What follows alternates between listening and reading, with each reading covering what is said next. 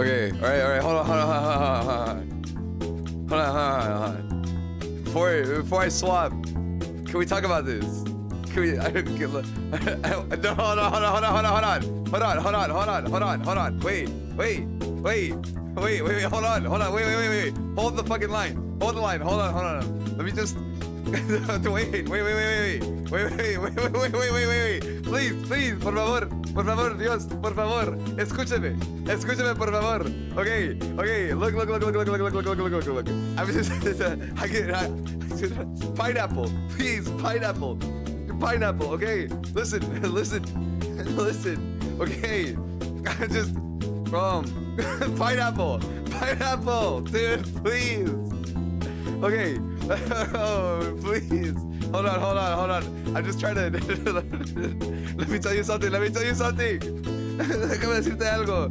We changed the safe word. You gotta let me know. What the fuck? It's not a safe word if I don't know the safe word. Wait. Hold on. Please. Can we just? Oh no. No, please. Hold on. Wait. Hold on. Please just give me a second. No, please. Please, hold on. Let me see. No, wait. My PC. Please, wait. Help me, please. No, wait. Let me talk. Let me, give me, wait. Give me, hold on. Just look at the flowers. No, wait.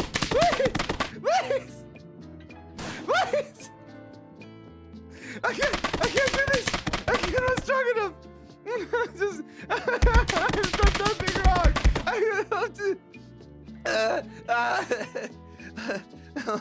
Oh, please. Okay. Give me a second. Hold on. Ow. What the fuck? Help. Wait.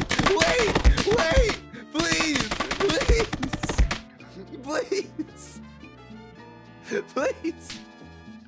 I just let me talk. Let me. Please. Stop putting me focus on your stream. Oh, fuck it. Say it, please. Protect me. Protect me, Tiger Boy, please. Ow. I've done nothing wrong. Just look at the flowers, Sochi. No. Please. Thank you for giving Tay a shout out. Isolate the whimpers and crying is insane. Ow. Hold on. Please. All men do. Please. Let me. Hold on. Ow. Not you too, Tay. Please. Ouch. Oh, if you're gonna hit me with the chocolate, at least slap my ass with it. Please. Thank you for the 45 streaker mochi.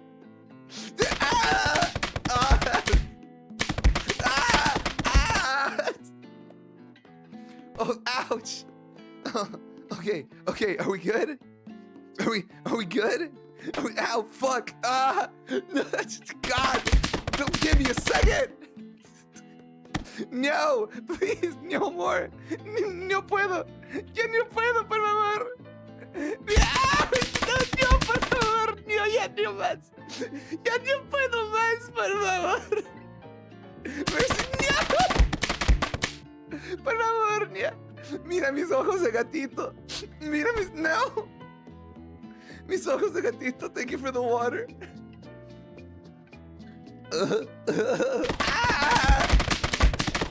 This is for Mimi. What about Minia? Ow. Oh, no. Oh, no. Here's a little aftercare. Thank you for the head pat. Ouch.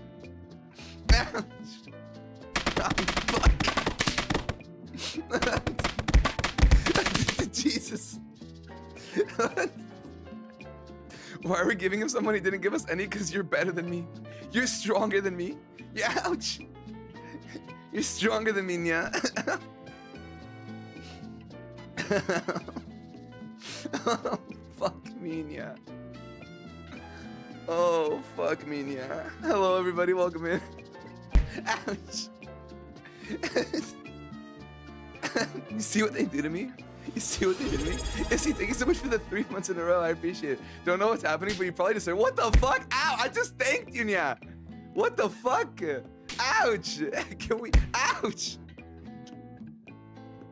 See what you did to us? I'm about to do something worse. I'm about to do something worse. I wasn't gonna do this till later because you're pissing me off. I'm about to do something worse. I'm about to do something worse. You guys are pissing me off. Ah! Fuck. we piss you off. Beat his ass more weight. No, please. Hold on. I was joking. Ah! My bitch ass. My bitch ass, please. Hold on. I was joking. I'm sorry. I was joking. It was haha funny. It was ouch. It was haha funny. A fun ouch. Even your mods are attacking you. How does it feel? Like a normal fucking Monday. What do you mean? What the fuck do you mean? We aren't waiting for Up Guy anymore. Beat him now. Wild, dude. Fuck. You make me sick. Ouch. Oh, happy Monday, Hannah. Welcome in, everybody. By the way, Spitz. Oh my God, thank you. Anyways, sorry, Tay. Who? No. Anyways, so we were at. Damn it. I only attack you when you deserve it. Okay. Welcome in, everybody. Good to see you guys again. It's good to see you guys again. Ouch. If you are new here, by any chance, new here, my name is Sochi Pili. I go by Sochi. I'm your Aztec god of music, flowers, and pleasure, here to make your day or night a little bit brighter. Ouch. For the last 2 weeks, I've been playing the character of Grande Pesos in the Minecraft SMP Adventure Ascension. Adventure Ascension is what I meant to say. Hannah, thank you so much for the 100 biddies. Good to see you too. Ouch. It's good to see you guys. You guys are beating the fuck out of me, bro. Dropping the titles. So I was about to drop all of my titles in the chat. Those are all the titles that I've earned. Some of them are false, so don't pay attention to all of them. Barry, please. Thank you for the head pat, Mochi. But it's good to see you guys again. It's good to be back. Is this what they call Stockholm Syndrome? Is what they call Stockholm Syndrome? I'm like, damn, it's good to be back, getting my ass beat. Stop wiggling your knees at me. If you're new here, I have showered. What the fuck? I showered every day. Thank you much. Oh my God. Wee. Look at the little guy. Little guy on my shoulder. You can't throw shit at me. You guys are on my shoulder now. See? Stockholm Syndrome was proven to be fake, by the way. Fuck! Not in this house. Welcome in, everybody, though. It's good to see you guys again. It's good to be back. In my live form, my moving form. It's good to be back again. The tape pin. I'm sick, dude. I'm sick. And welcome in. Yeah, like I said, for all my Chiwis, I missed you guys. It's been a hot minute since I've gotten to talk to you and like actually address you guys. For anybody that's new here from the Minecraft SMP, welcome. It's good to have you. Damn, it's been a minute, bro. I took no part in that. Remember, that was when he said it gets worse. Oh shit, true. Hi, Mads. ¿Cómo estás? Welcome in. Gracias por la ofrenda. Hello, honey. Welcome in. ¿Cómo estás? Thank you for the ofrenda. Oh, you talk to us now? Oh shit, that's crazy. Damn. All right. Hannah, thank you so much for the biddies. Ow. The bro is acting like he doesn't have something evil planned. He was cooking up. Listen, all right. Listen, it's for the bit. You hate us? I don't hate you guys. What do you mean? Hi, Neko, ¿cómo estás? Welcome in. Thank you for the ofrenda. Oh, by the way, I did fix the ofrenda, so they go over 99 now. Can we put calories on the worm? No, it doesn't work. There's something that's gonna fix. Neku's birthday wait, oh, it's Neku's birthday. Wait, real. Hold on, everybody, shut the fuck up. Yo, where you been, loca? What the hell? Yo, where you been, loca? Little dismay. Yo, welcome in. ¿Cómo estás? Welcome in, Raiders. You came in at the perfect time. My name is Sochi Pili. I'm your Aztec god of music, flowers, and pleasure, here to make your day and night a little bit brighter. Hello, Mauriuka. ¿Cómo estás? Little dismay. How are you? How was your stream? We're gonna sing happy birthday right now, actually. So you joined right in time for the festivities. Stop throwing shit at me. Damn, I'm trying to sing happy birthday. I got my guitar in my hands. How was your stream, though? How was your stream? What were you guys up to? Yeah, I gotta tune the BGM off in a second. I need to tune my guitar, though. I gotta tune.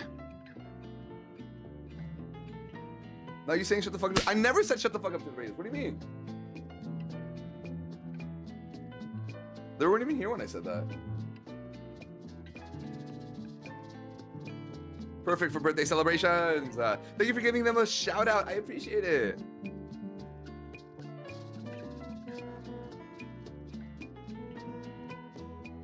Why are you guys making me look bad?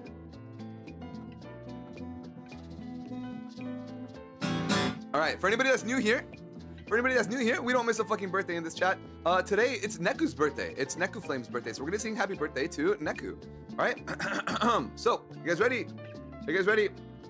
We already know how it be. We don't miss a birthday in this chat. Estas son las mañanitas que cantaba el rey Xochitl. Hoy por ser tu cumpleaños te las cantamos a ti. Despierta, mi bien, despierta. Mira que ya amaneció. Ya los pajarillos cantan, la luna ya se metió. Linda hasta la mañana en que vengo a saludarte. Venimos todos con gusto y placer a felicitarte. El día en que tú naciste, nacieron todas las flores. En la pila del bautismo cantaron los ruiseñores. Ya viene amaneciendo, ya la luz del día nos dio. Levántate de mañana, mira que amaneció. Happy birthday, Neku. I hope you had an awesome birthday today, and I hope you spent it with the people that you love, the people that you cared about, and you had a really good time. Maybe some cake, maybe some food. I hope you enjoyed it. La Wuchi, hola, hola, ¿cómo estás? Welcome in. Thank you for the follow. Oui. Thank you for the follow. Welcome to the garden. And then thank you guys so much for the hype train, yo. I really appreciate it. Ay! What the fuck, nya? Can we not do this right now? Really, honey? Really, honey? Mírame nomás. Look at me. Making me meow when I get hit. That's wild. Ow! Thank you for the head pat. Happy birthday, Neku. I appreciate it. I'm fucking stupid, dude. I forgot how to talk. Nobody listen to me. Aluka, ¿cómo estás? Welcome in. Welcome in, yeah. I'm looking at you, pretty boy. Oh my god, they think I'm pretty, yeah. Oh my god, pretty. Ah! Please! All right. I think you're pretty stupid. Pretty stupidly handsome. Ow. I got put on the Jumbotron because of you. Fuck you for that. You're welcome. Ya me quedé pobre pero feliz igual que yo.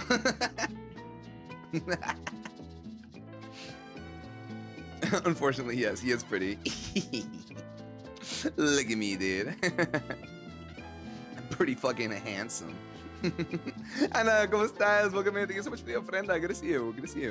I'm gonna be at AFK. I want to say how amazingly you crafted the grand story, and we appreciate how much work, passion, creativity you brought to this project. Oh, thank you so much. I really appreciate it. Have a good AFK. Thank you, Velvet. Where's the nya? Nya.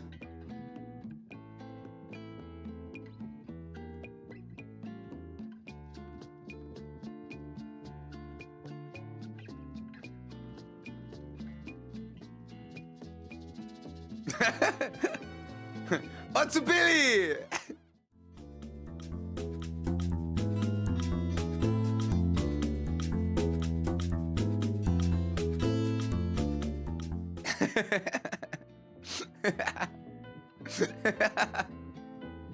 Oh, what's it?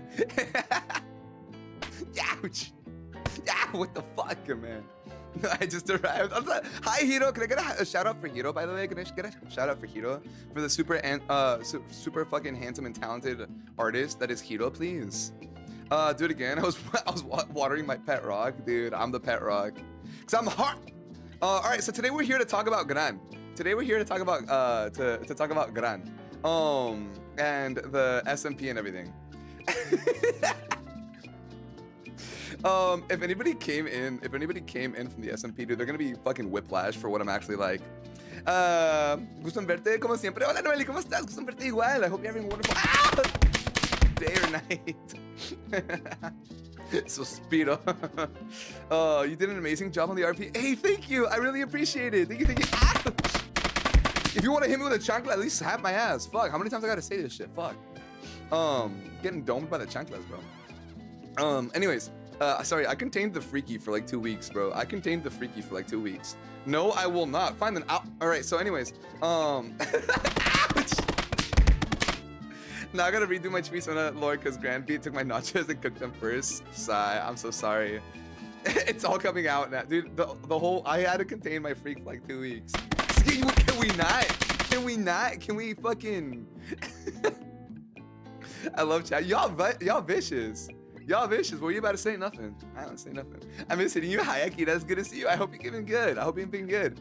You really did have to contain it. Do you know how hard it was to play the character? Like, for so long, bro? Dude, 10 hours a day. 10 hours a day. I had to fucking be this non-freaky little ass guy. You built Gran so good. I hate hearing your voice right now. What is it? What do they say? When you hate the act, when you hate the actor, like that's the sign of good acting, or what the fuck is it? Containing the freak is not good for one's well-being. That's what I'm saying, bro. That's what I'm saying. So now I gotta let it all out. Gotta let it all out everywhere. Some freaks spilled out and we had to look away and pretend. That's true. That's true. It did happen. You chose to stream 10 hours a day, dude. I played even after that too as well. Oh, dude, you got this, Akita. I believe in you. You got this. Good luck. Good luck. Good luck. Good luck. Good luck. He was pissing on a monster canvas out of the tent. This is wild. Gotta spread it. Gotta spread the freak. Gotta spread the freak, you know? Plant the seed, spread the freak. Hashtag plant the seed, spread the freak. Anyways. Let's talk about Gran. Let's talk about Gran. Let's talk about everything that happened. First of all, I want to say, get it trending on Twitter right now.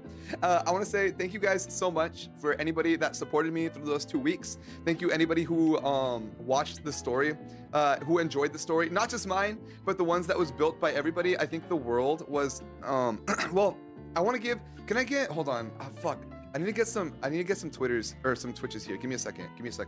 I want to shout out a couple of people that made this all happen. First of all, fucking, oh dude, I can't shout Tay out again because it hasn't been an hour yet. It hasn't been an hour and I can't shout his ass out again. You know what? I don't give a fuck. I'm saying it right now. The only reason I got to be in this SMP, I'm just gonna take my clothes off. I don't give a fuck. The only reason I got to be in this SMP was because of Tay. The only reason I got to be in this SMP was because of Tay. Thank you for the manual shout out. I appreciate it. Tay reached out to me. Tay, I don't know if I mentioned it before, but Tay reached out to me and he's like, hey, there's this Minecraft SMP thing that I'm gonna be a part of. If you were interested, I could put a word out for you. I can't promise that anything will happen, but he put the word out for me and I got invited to join. And like, honestly, I'm like super grateful. I'm super grateful. I mentioned it before, but I am super grateful because it was so much fun. I love to roleplay. I've never gotten to roleplay on a scale like this before. I've never gotten to do something like this with so many people. And I am so thankful because these last 2 weeks have been some of the most fun I've ever had, like playing anything in my life, like legitimate.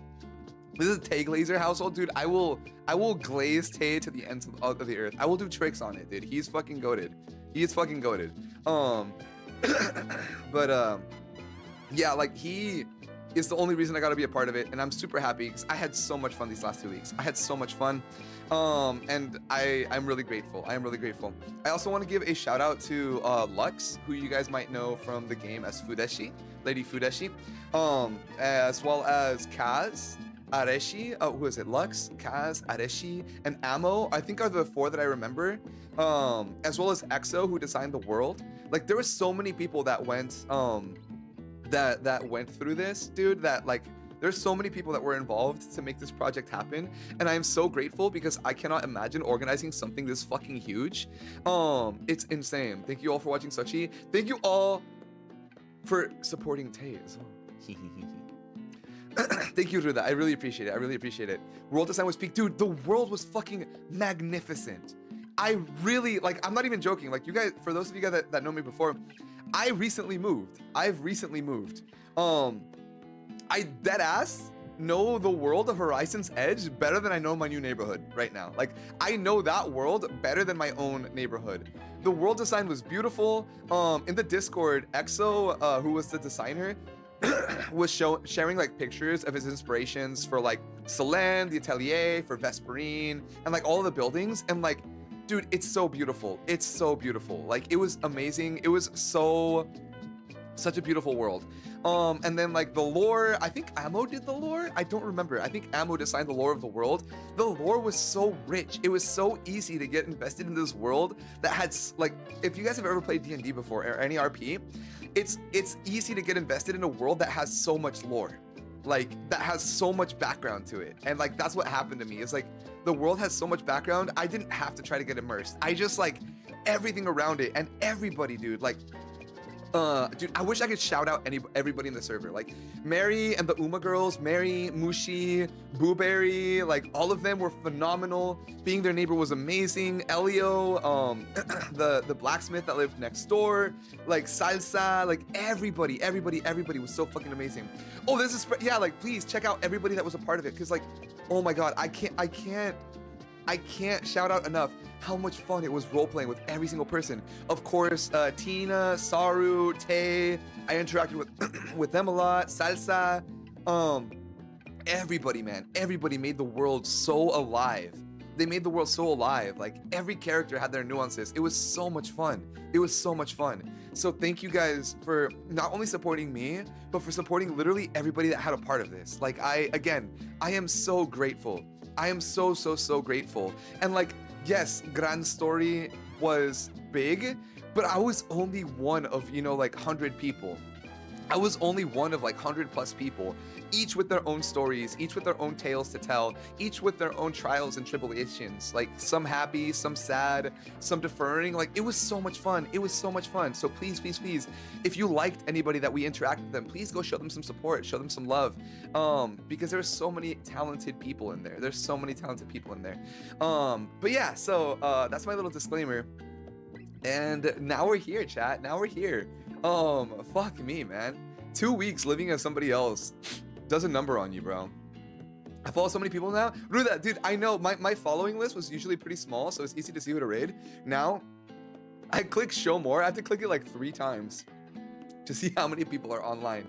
But it's so much fun. It's so much fun. And I definitely want to reach out to a lot of them to like work with them on like just random things and like do more stuff and stuff. Cause there's so many talented people. And I love that. I love that so much.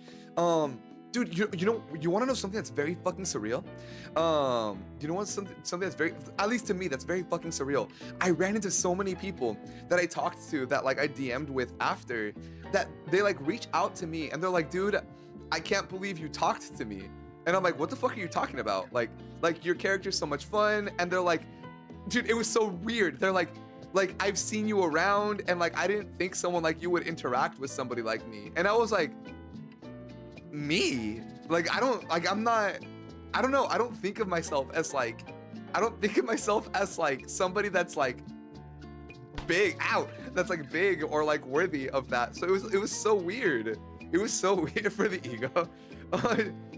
Yeah, legit, I was like, my bitch ass. I'm like, I'm just a guy. And like I had legitimately 2 people. So big and strong. Oh my god, is that Romy? Is that Romichi? Can we get a shout out for Romy, please? My favorite pup VTuber, and he's so famous. Stop, you're so famous. I can't believe the Romy's in my chat right now. Is that the Sochi? Sochi points at self, my bitch ass. Dude, real, like I had two people like legitimately DM me and they're like, I was so scared to approach you. And I was like, what? Like, why were you scared to approach me?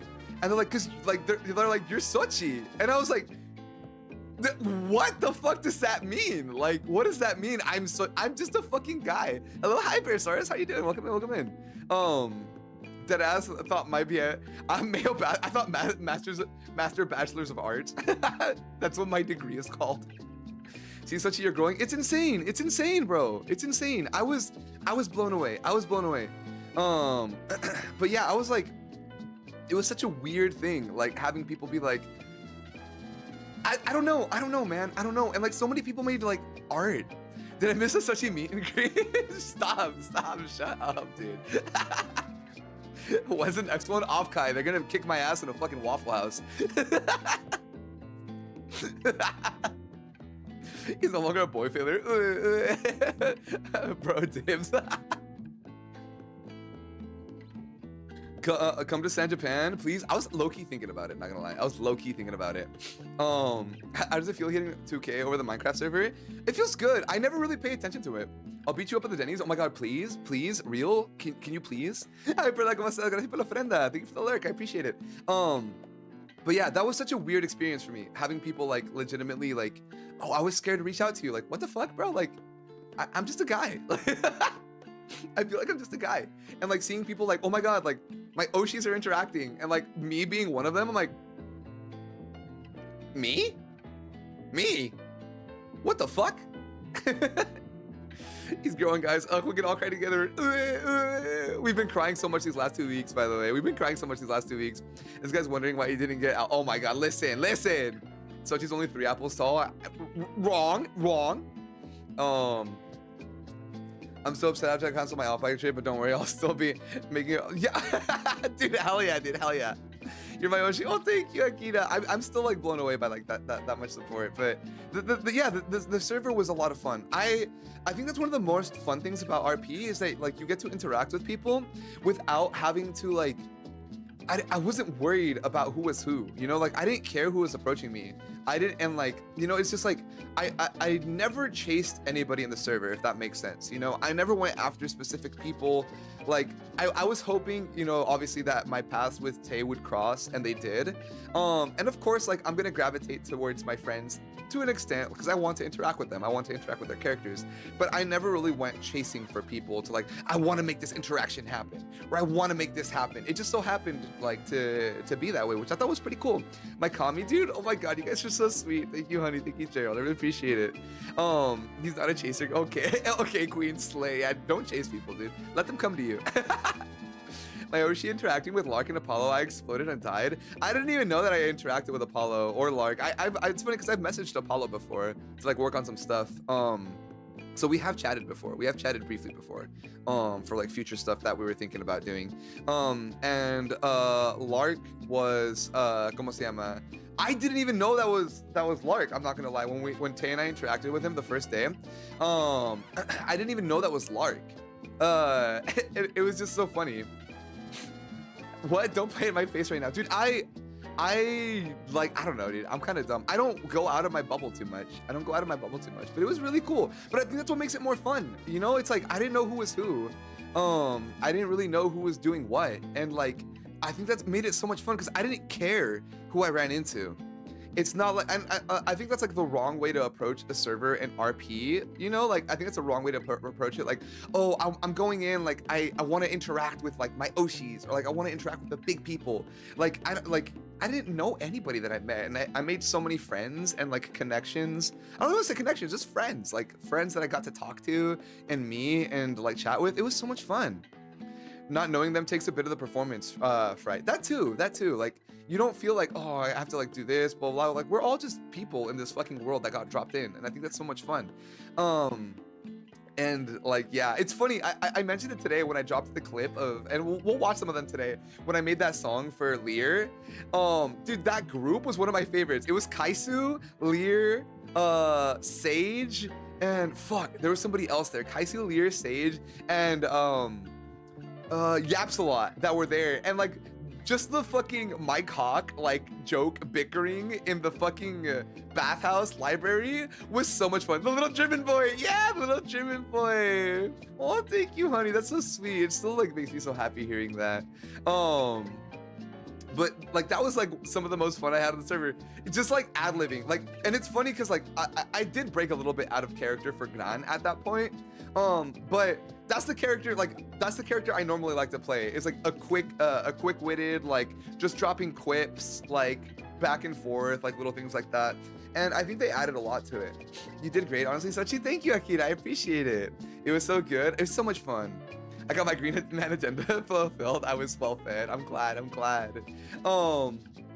But it was so much fun. It was so much fun. I had a blast. I think I mentioned it when I started. I was at first like nervous to interact with people. I was more nervous to interact with people on the server than I am to interact with people IRL. Like I will approach people IRL in a heartbeat and have no problem. But on the server, I was like, oh my god, dude, like what the fuck? Like this is so weird. Like they don't know me. And then I was like, dude, what's the problem? I include some of the clips channel. Yeah, we're gonna watch some of the clips today. We're gonna watch the clips, but I wanted to talk lore first. I wanted to talk lore and talk about Gran a bit and answer your guys' questions as well. Someone tell Softo to drop the Gran party model on Discord. I'll drop it. I could drop it later. Or I can ask Softo if they would rather drop it, if he would be the one to rather drop it. Oshimi Oshi moment. That was a custom dialed in for me.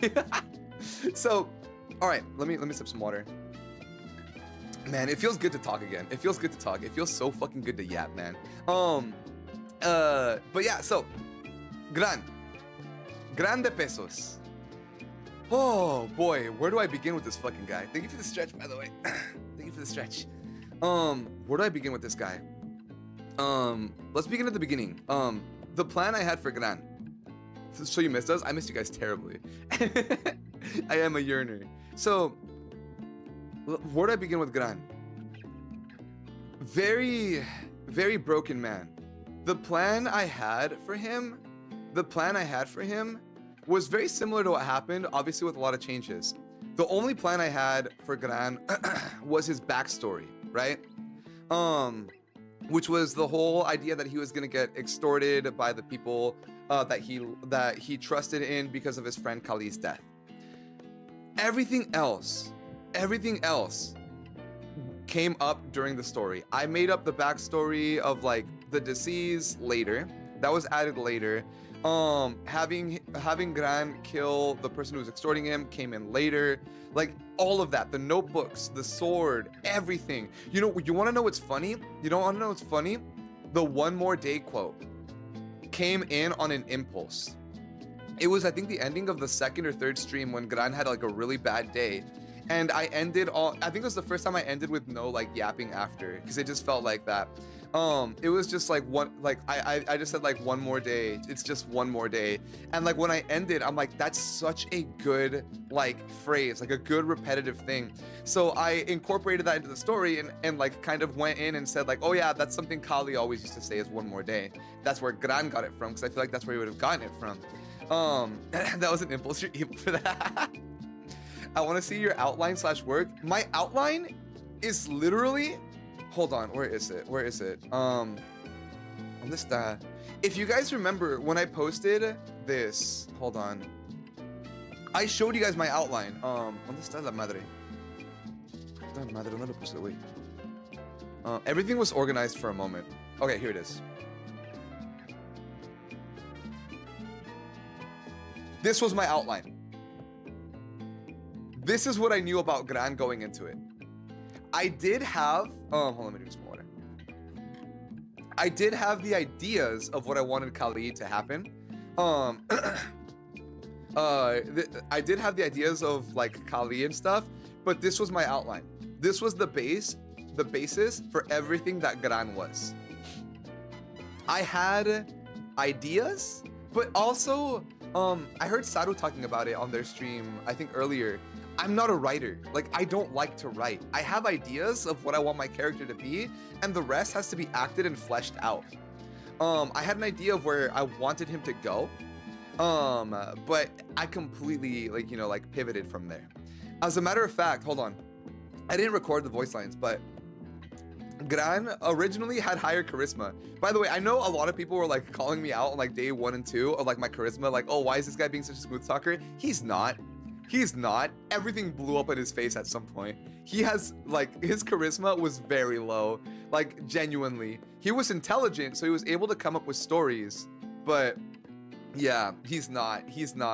He kind of won everyone over, so some charisma. I think he won people over through intelligence, not charisma. And that's what I would argue, because that's why he was able to keep his story straight. But when I tried lying, I tried my best to make my lies very obvious. Like, oh, where I'm from, I have a wife with 25 kids. Like, you know, like very obvious lies. But anyways, like originally what Gran was supposed to be, he was supposed to be a real smooth talker. He was gonna be a kind of like cunning guy. Like, hey, come on, what's the matter? It's only a couple of coin. Come on, take a risk, won't you? Like, he was supposed to be that. Like, that's the kind of person that Gran was supposed to be. Like, literally, like, just like a scumbag, you know? Don't pull the voice, bitch. That's literally what he was supposed to be, though. Like, he was supposed to be this kind of, like, trashy guy, like, oh, come on. Like, what's the problem here? Him getting slapped by an NPC on day 1 was perfect. It really was. It really was. But that's who he originally was supposed to be. Way smarmier. Yeah, like, he was supposed to be, like, not likable at all at first. And I think he was unlikable already, but, like, in a different way. Low-key, slides over a few coins, talk like that again. The duality. Have you guys never do that again. Take my money to do that again. But yeah, that's who he was supposed to be at first. But high-key, I couldn't keep up that voice for too long. I'd get bored. Mimi would have gut punched him. And that's the point, though. Like, he would have been the kind of guy that approaches everyone like, hey, what are you up to today? Get slapped and just like, come on, don't be like that. Like, he was supposed to be that kind of shitty person. But I got over it, and I decided to give him a different backstory. Like, legitimately, that's who he was supposed to be. Anyways, this was the backstory for Gran that I had. This is the backstory for Gran that I had at first. And then, of course, we had the wonderful art by Ruda. We had the wonderful art by Ruda for PNG to bring Gran, to like really bring Gran to life.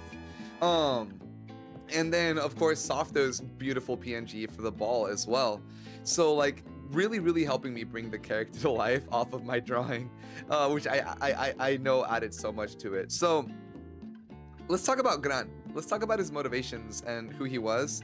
And I just want to talk about a couple of things, and then I'll answer questions, because you guys asked some hardball questions. I need to lick that chest till I cough up a hairball. Wild. The freaky's coming out today, dude. W Ruda, W Softo, absolutely. W to both of them. So Gran is a horribly broken man. Like, disgustingly horribly broken. And I want to talk about a couple of things. He does not deserve to be this high. All right, so let's talk about it. Shall we? Gran, look, I want to give you his full backstory, right? When he was younger, about 20 years old, he had fallen. Hi, dog. ¿Cómo estás? Welcome in. He had fallen in love with his best friend Kali, who he saw as an idol, but it was kind of like an unhealthy fixation with this man. Kali was everything that Gran wanted to be. He was strong, smart, charismatic, like brave, all of the things that Kali didn't see in himself from just like low self-esteem. Gran himself was not a bad person. He was actually praised by Kali often for how selfless he was, how kind he was, and how he was a very gentle person. What the fuck, the parallels? Oh my god, Tay, when I get to the parallels, just you fucking wait. Obviously Gran is canonically bisexual, right? Gran is canonically bisexual. His first love was his best friend Kali. And he was his sunshine. He was the light that led Gran's life. When Kali left on his quote-unquote business, like, right? He ended up meeting his wife Ketsi, right? who he ended up falling in love with and eventually getting married with. And this broke Gran. He did not know how to react to this information. He knew that he couldn't be with Kali for multiple reasons, because Kali was the head of his household, and Kali was very respected in the village, so he was supposed to continue the bloodline. You know, Kali was Eclipse, hola, ¿cómo estás? Welcome in. Thank you for the follow. Kali was supposed to carry on the bloodline of the village. The village hated Gran. Gran was an orphan. When Gran told Tay that he was abandoned at the shop, or at his hometown, that was one of the first truths that Gran actually said in his backstories. As a matter of fact, Ote was the first person that Gran canonically told some truths to, because Ote reminded Gran so much about Kali, so he couldn't look at him in the eyes and lie. So when Ote asked him, like, where are you from, and like, or like about his backstory, he did mention like, oh, I was abandoned as a kid, and that's true. I really want to say your avatar is very unique. Gracias, thank you so much, Edits. I appreciate it. And you told him that too. I did, and we'll talk about that in a bit. I did want to talk about that in a bit. I'm gonna talk about my interactions with each of the characters in a bit. So anyways, Gran was orphaned, and the village hated him for that. They hated him for that. He was an outsider. He was somebody that was not welcome in the village, and he was best friends with like their star, right? So anyways, after that, they're going on missions, and Gran is trying to raise money because they're supposed to reach a certain quota to give the village. Gran doesn't know why at this point. They're supposed to reach a quota, and then Kali was also saving up for his marriage. So Gran gets offered this job. That's gonna pay real big.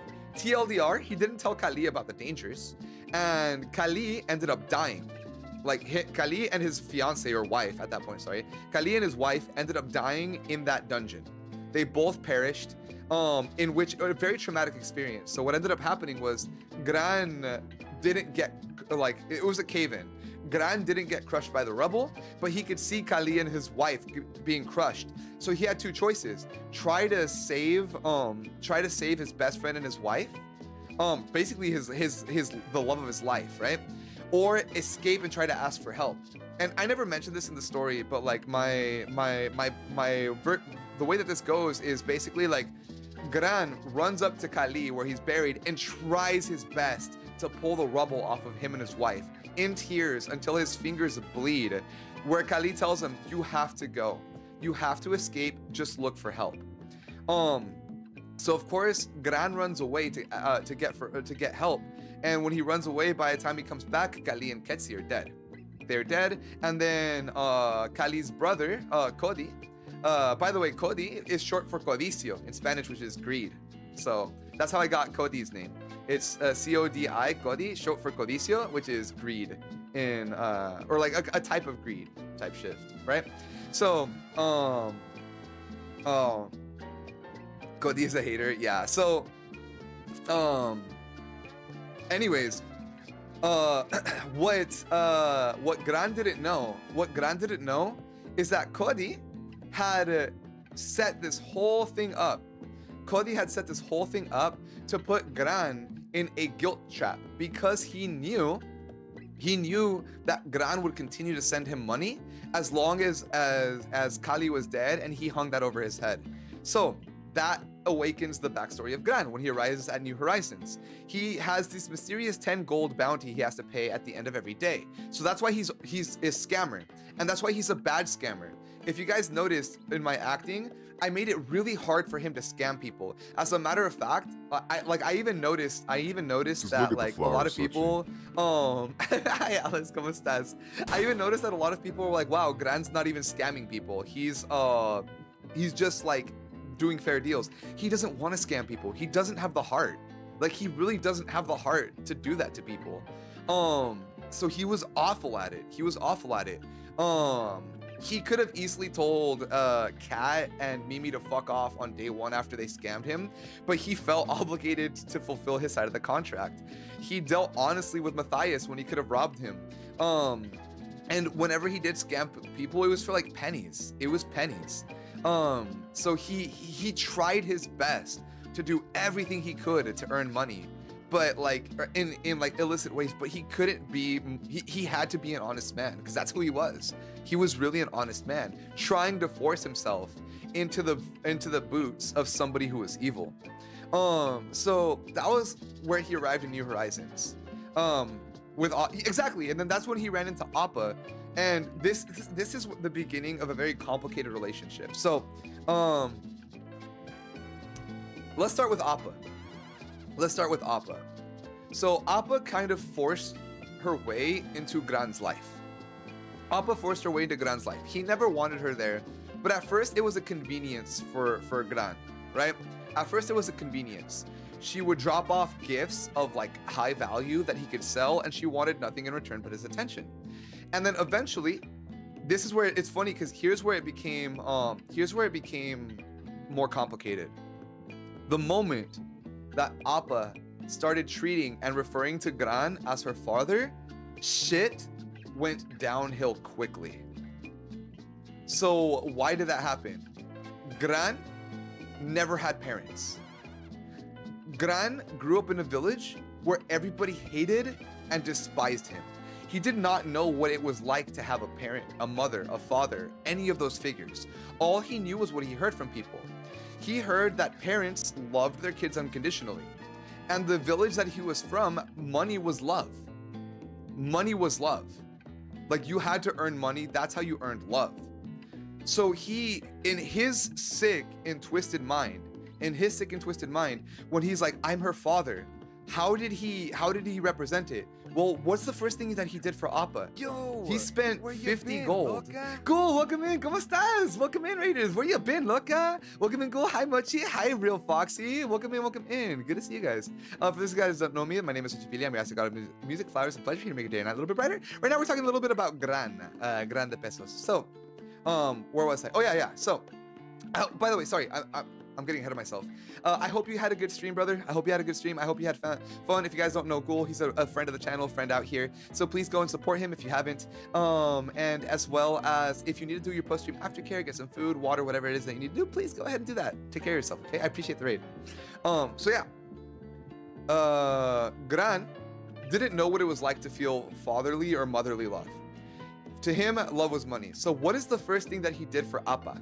Right? What is the first thing that he did for Appa?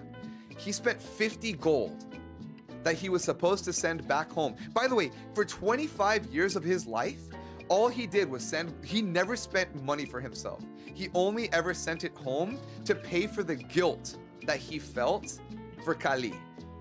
Every dime, every gold piece he ever earned went home. This is the first time in his life that he has ever spent anything on somebody other than himself. And he spends 50 gold, which is 5 weeks worth of essentially tribute, right?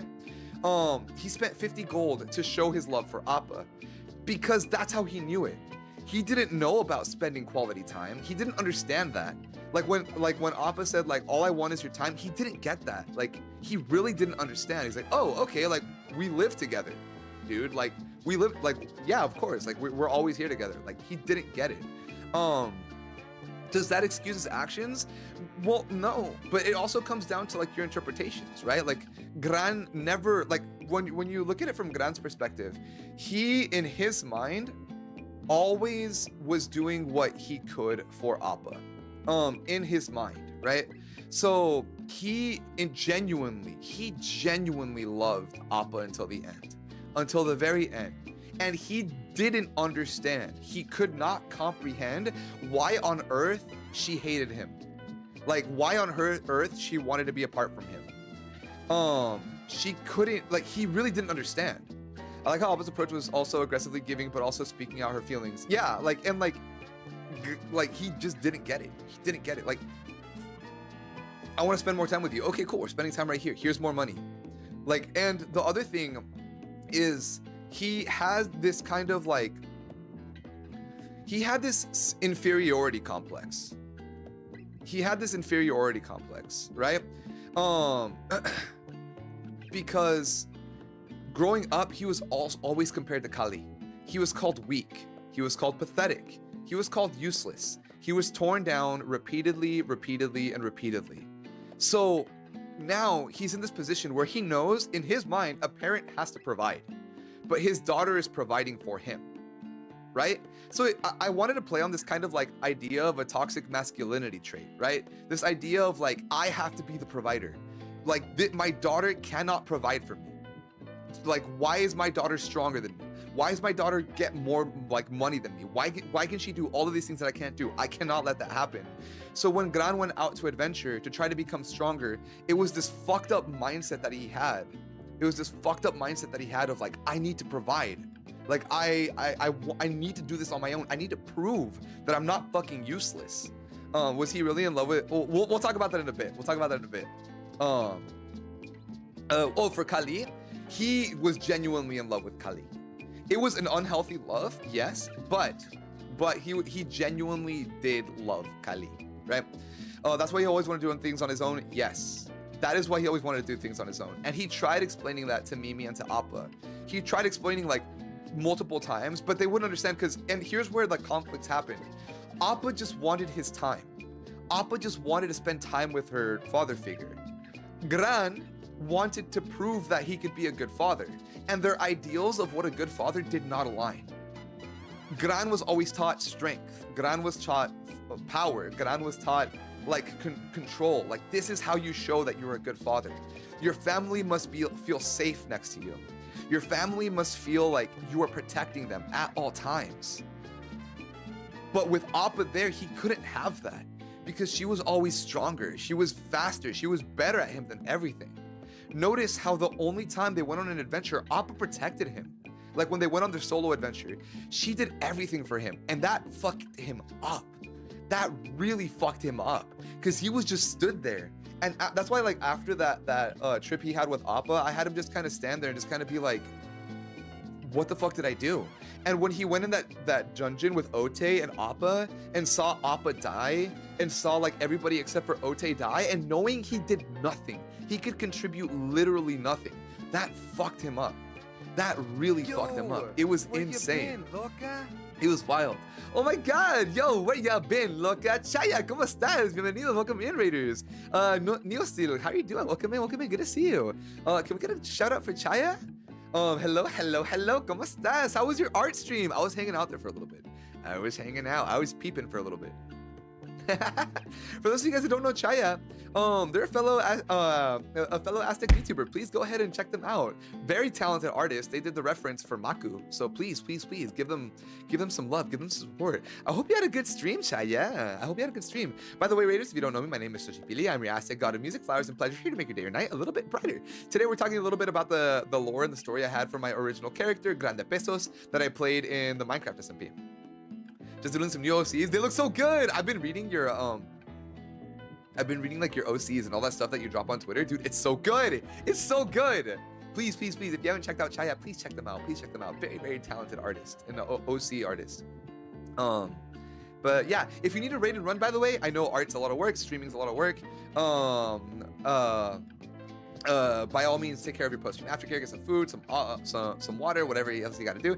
Anybody else that raided with Chaya, if you want to stay and hang out, you're more than welcome to. If you want to raid and run, I completely understand. Thank you guys so much for supporting Chaya. You're not making it brighter, Sochi. I never said I was going to make it brighter. I just wanted to give you guys Gran's perspective for why he did things, because here's the thing, right? When I design a character, they have to have a motivation for doing something, right? So I knew that Gran was a character that I wanted to earn money. Gran was a character that I wanted to like, Gran was a character that I wanted to kind of have this like earning money thing, right? But then I had to sit and ask myself, why does he have to do that? Why does he want to do that, right? So there's like so much of like that character development or design, sorry, that went into Gran of this is what he's gonna do, why is he doing it, right? So all of his interactions with Appa were kind of doomed to spiral. They were kind of like doomed to like really spiral. Because of like, again, like Gran's kind of like need to be the not need to be the leader, but this want since he was young to be someone people can rely on. And now he has this daughter figure that quote unquote relies on him emotionally, but he doesn't get that. He doesn't understand like emotional reliance yet.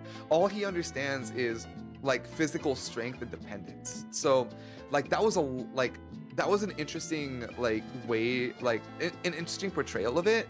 And I saw like what a lot of people, it's funny. Okay, so I want to make this disclaimer. I want to make this disclaimer very clear.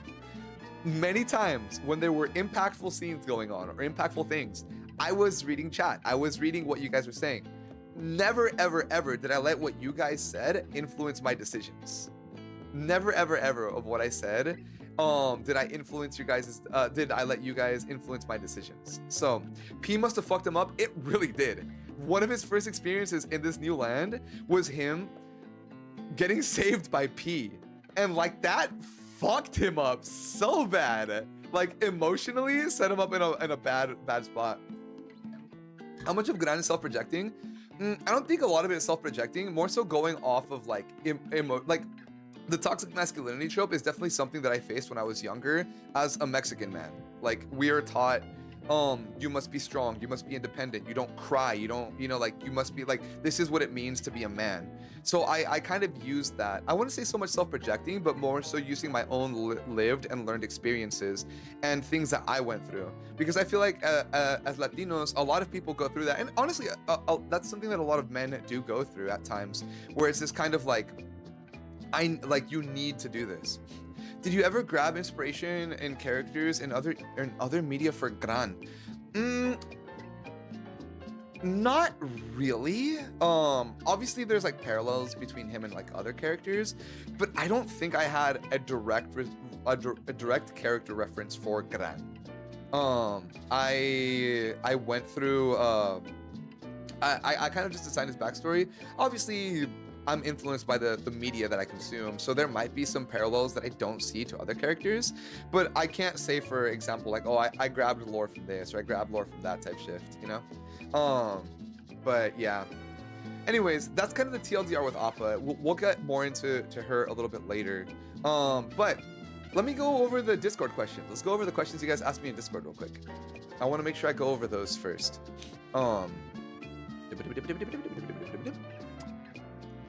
You guys asked me some fucked up shit, y'all.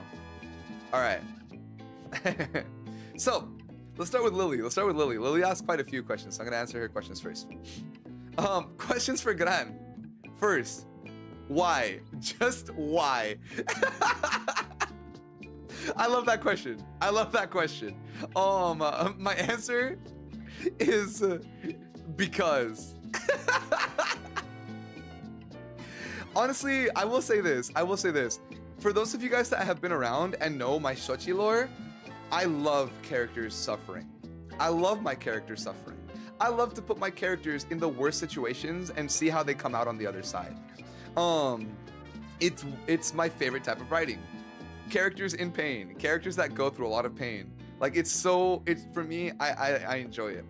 Typical character creators, Touchy Pili lore, Wilted Flower, dude, real. We love a good messed up man. I am fucked up, dude. I am fucked up in the head. So I love this shit, you know? So that's why. Okay, I like this question.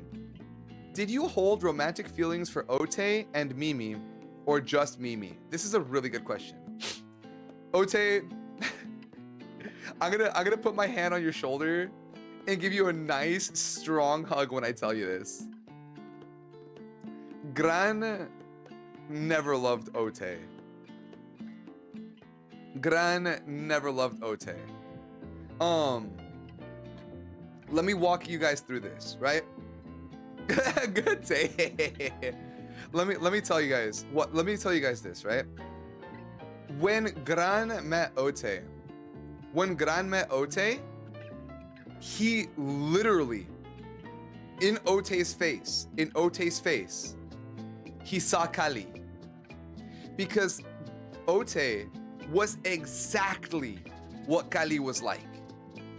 It wasn't even friend zoning, it was literal mental illness. He never saw him as more than Kali. He was a bright, shining beacon that everybody loved. Everybody loved Ote at the beginning. You know, everybody loved him. He was a bright, shining light. And like, that is literally why he said, you remind me so much of Kali.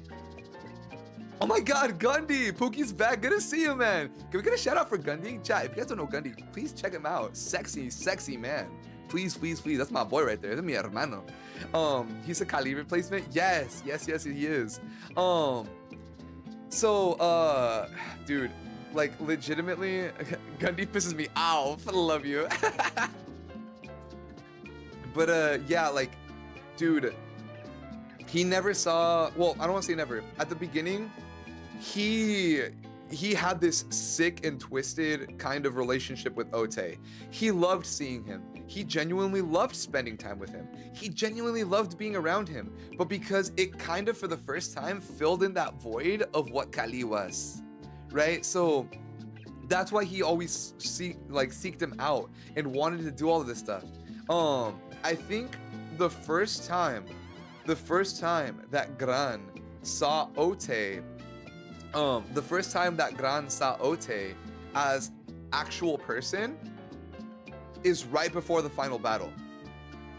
It's right before the final battle. When they had that conversation and Gran fessed up where he's like, I'm not this brave adventurer that you think I am. I'm not this brave adventurer that I've told you. I'm a coward. I'm scared shitless right now. When we were in the dungeon, oh my God, can we get a shout out for Ran?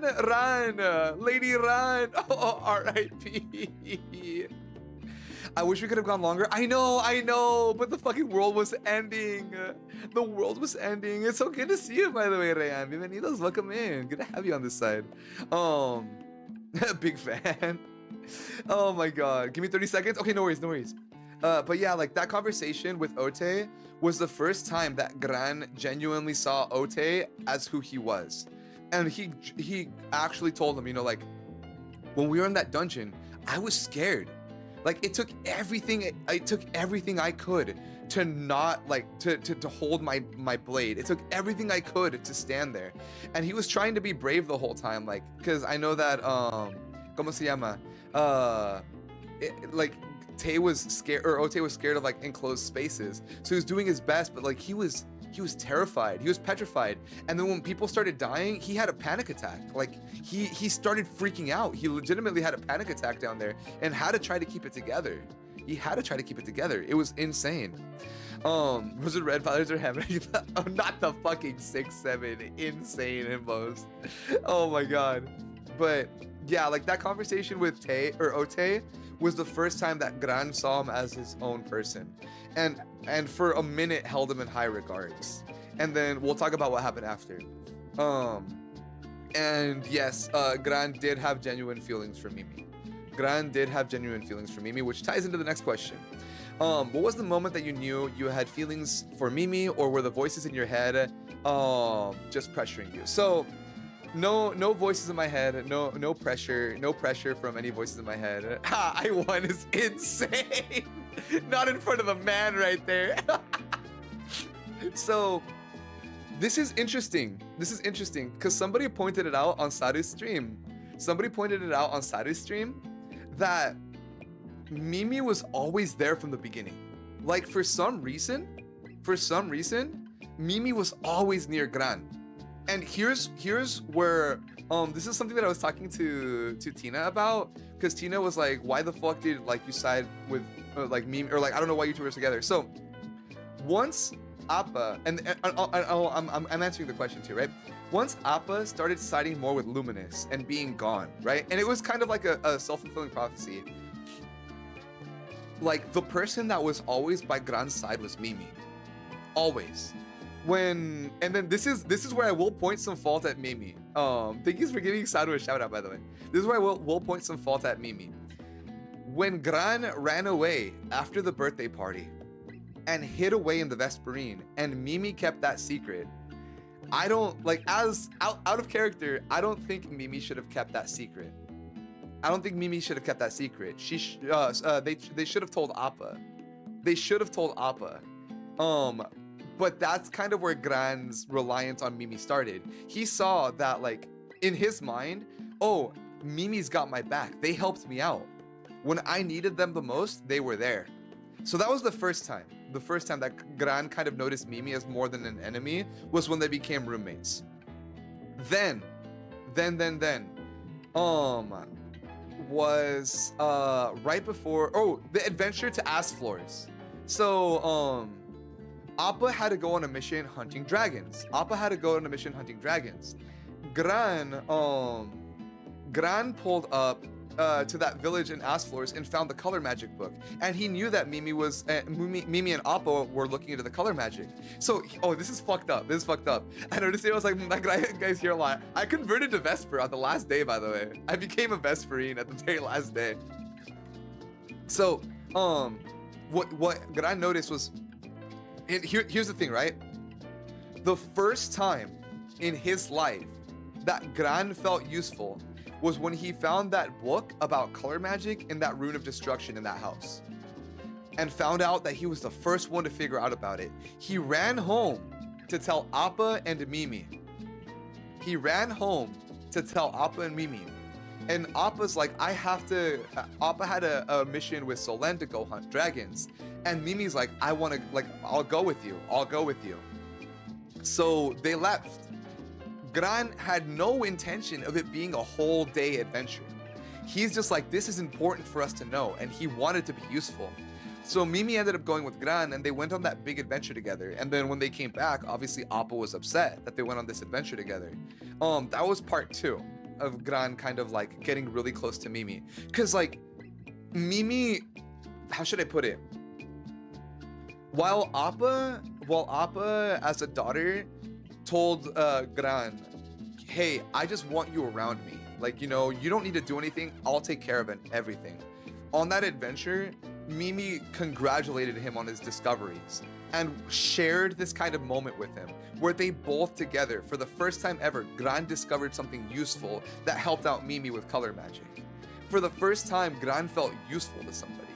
And Mimi kind of reciprocated that gratitude. Just kind of the fact of like, wow, you did this.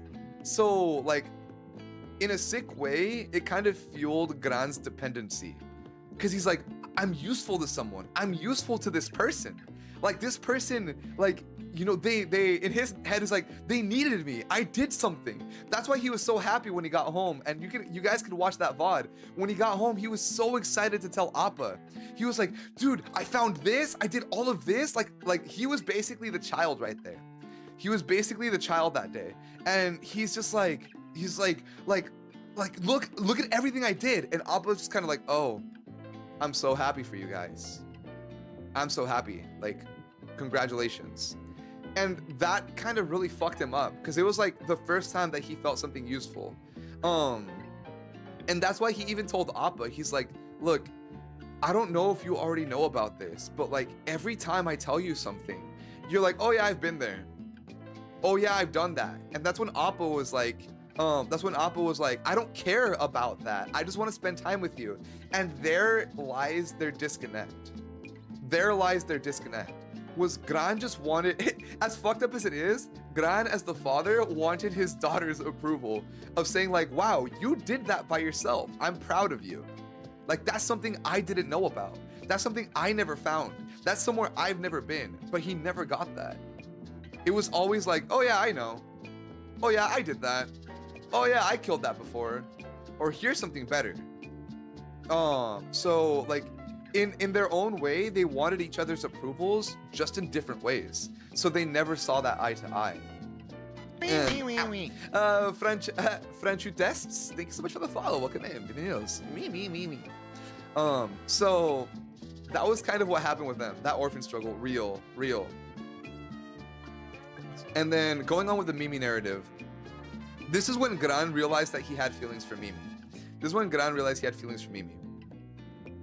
When Mimi asked him to the ball, and they're like, okay, so you'll be my date. We need to gather information. Gran was really hurt. If you watch the VOD, I'm very depressed after Mimi asks me to the date. Like, he's very excited at first. Hi, Seiji, ¿cómo estás? Bienvenidos, welcome in. He's very excited at first, like, oh, I want you to go on a date with me to the ball. He's like, me? Like, really me? Like, you want me to do this? Like, then after that, Mimi's just like, ¿cómo se llama? Yeah, we need to gather information. Like, I don't know anybody else I can go with. You'd be perfect. He's like, oh, okay, I get it now. Like, ow, ow! He's like, I get it now. You don't want me to go with you. You just needed me. And like, that kind of fucked him up a little bit, because like, again, like, he wants to feel needed, yes, but he also wants to feel wanted by people. He wants to feel wanted by people. And for like a split second, he's like, oh my God, they like kind of like, not like want me, you know, but like, oh my God, like really, this is more than this? And it kind of like broke him. It broke him after that. Like, oh, like, of course. Like, let me tie it back to that. June, thank you so much for the resub. Yo, I want to feel wanted by Sochi. I won't you, June. Hold on, let me grab my mouse charger because it's dying right now. So, they think about me. Well, notice me, yeah, but also think about it this way. Think about it this way. His whole life, Gran had been used. He doesn't see it yet, right? Because he hasn't figured it out quite yet. But he understands what's happening. He does understand what's happening. He does understand that people are using him. How's your day? It's nice to meet you. Nice to meet you too. I'm doing good. I'm just talking a little bit about my character from the Minecraft SMP that we were playing recently. It's good to see you though. Welcome in. Welcome in.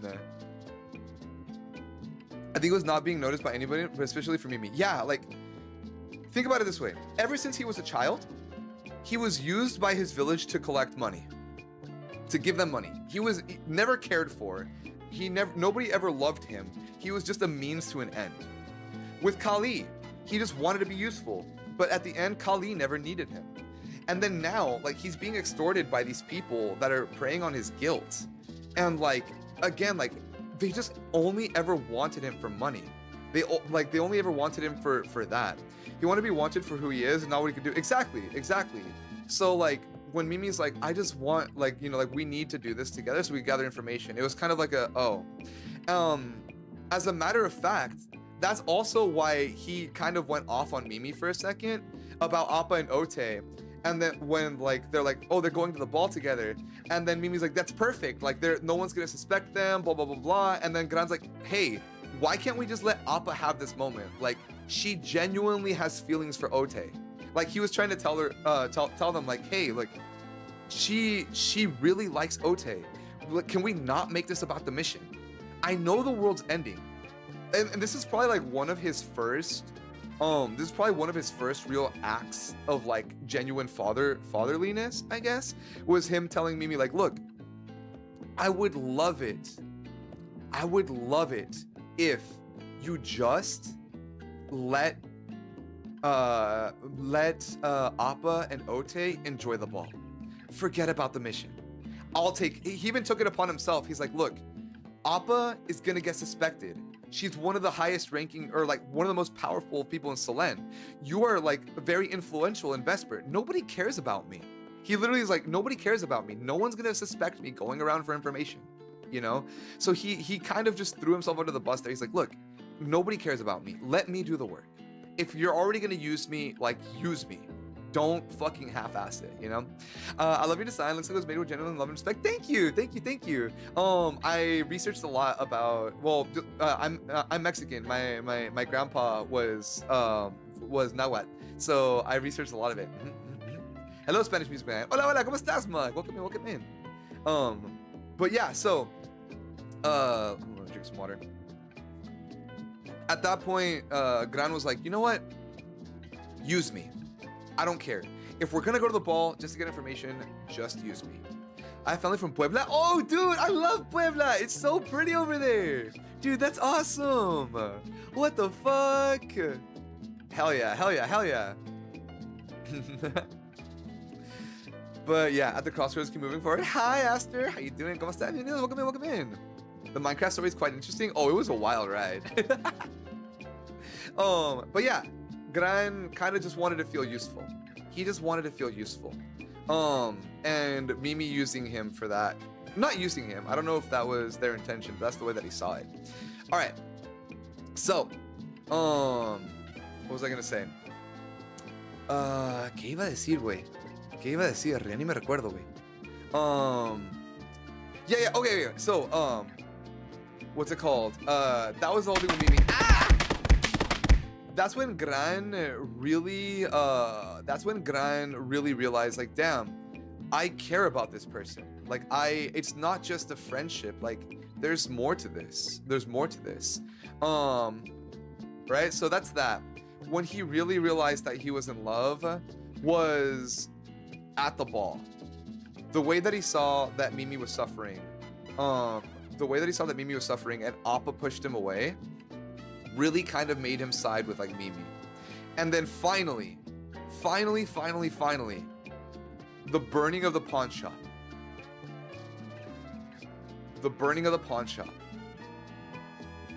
The pawn shop was everything to Gran. It was his home. It was the one thing he'd ever built on his own. It was the one thing he'd ever felt pride in his life. He met people there that he loved. Appa, Mimi, Ote, Mushi, Mary, everybody circled around that pawn shop. It was everything to him. And like he had like been waiting for Appa to come home and everything. Like it was everything. When he came home to the pawn shop and just watched it burn, and he scrambled upstairs. He scrambled upstairs to try to find Appa's room just to find it burnt to the ground. Who was the person that showed up? It was Mimi. At his lowest, at his most vulnerable, at his weakest, Mimi was there to tell him it was gonna be okay. To tell him that I'm here for you, that we care about you, don't go anywhere. When he was gonna go off to get revenge, Mimi's the only one that was like, don't do it. Granted, Appa wasn't there, but mind you, okay, I want you guys to picture this. The last thing that happened with Appa and Gran at the ball, Gran was genuinely worried about her because of Luminous. He didn't trust Luminous. He doesn't know what Appa knows. Appa never told him anything about Luminous. So he goes up to her and Luminous when he knew he was supposed to be with Ote, and the last thing Appa told him was, leave me alone, I can take care of myself. That was his last interaction with Appa. Leave me alone, I can take care of myself. He goes home to watch his pawn shop burn to the ground.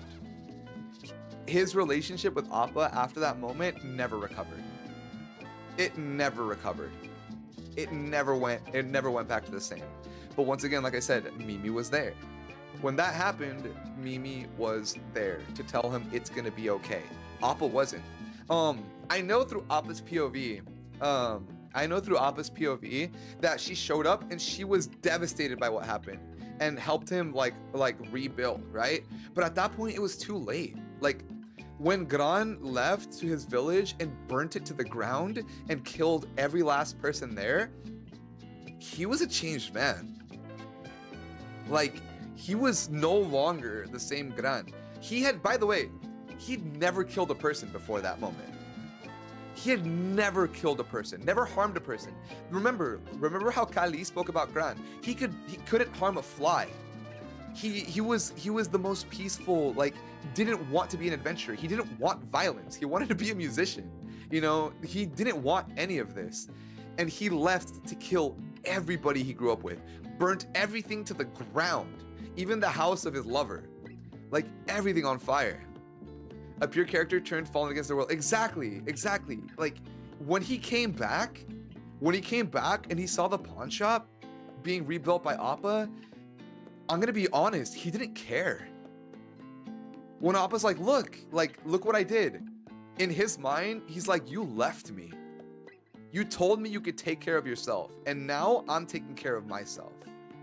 Now I'm gonna take care of like my own. You weren't there for me.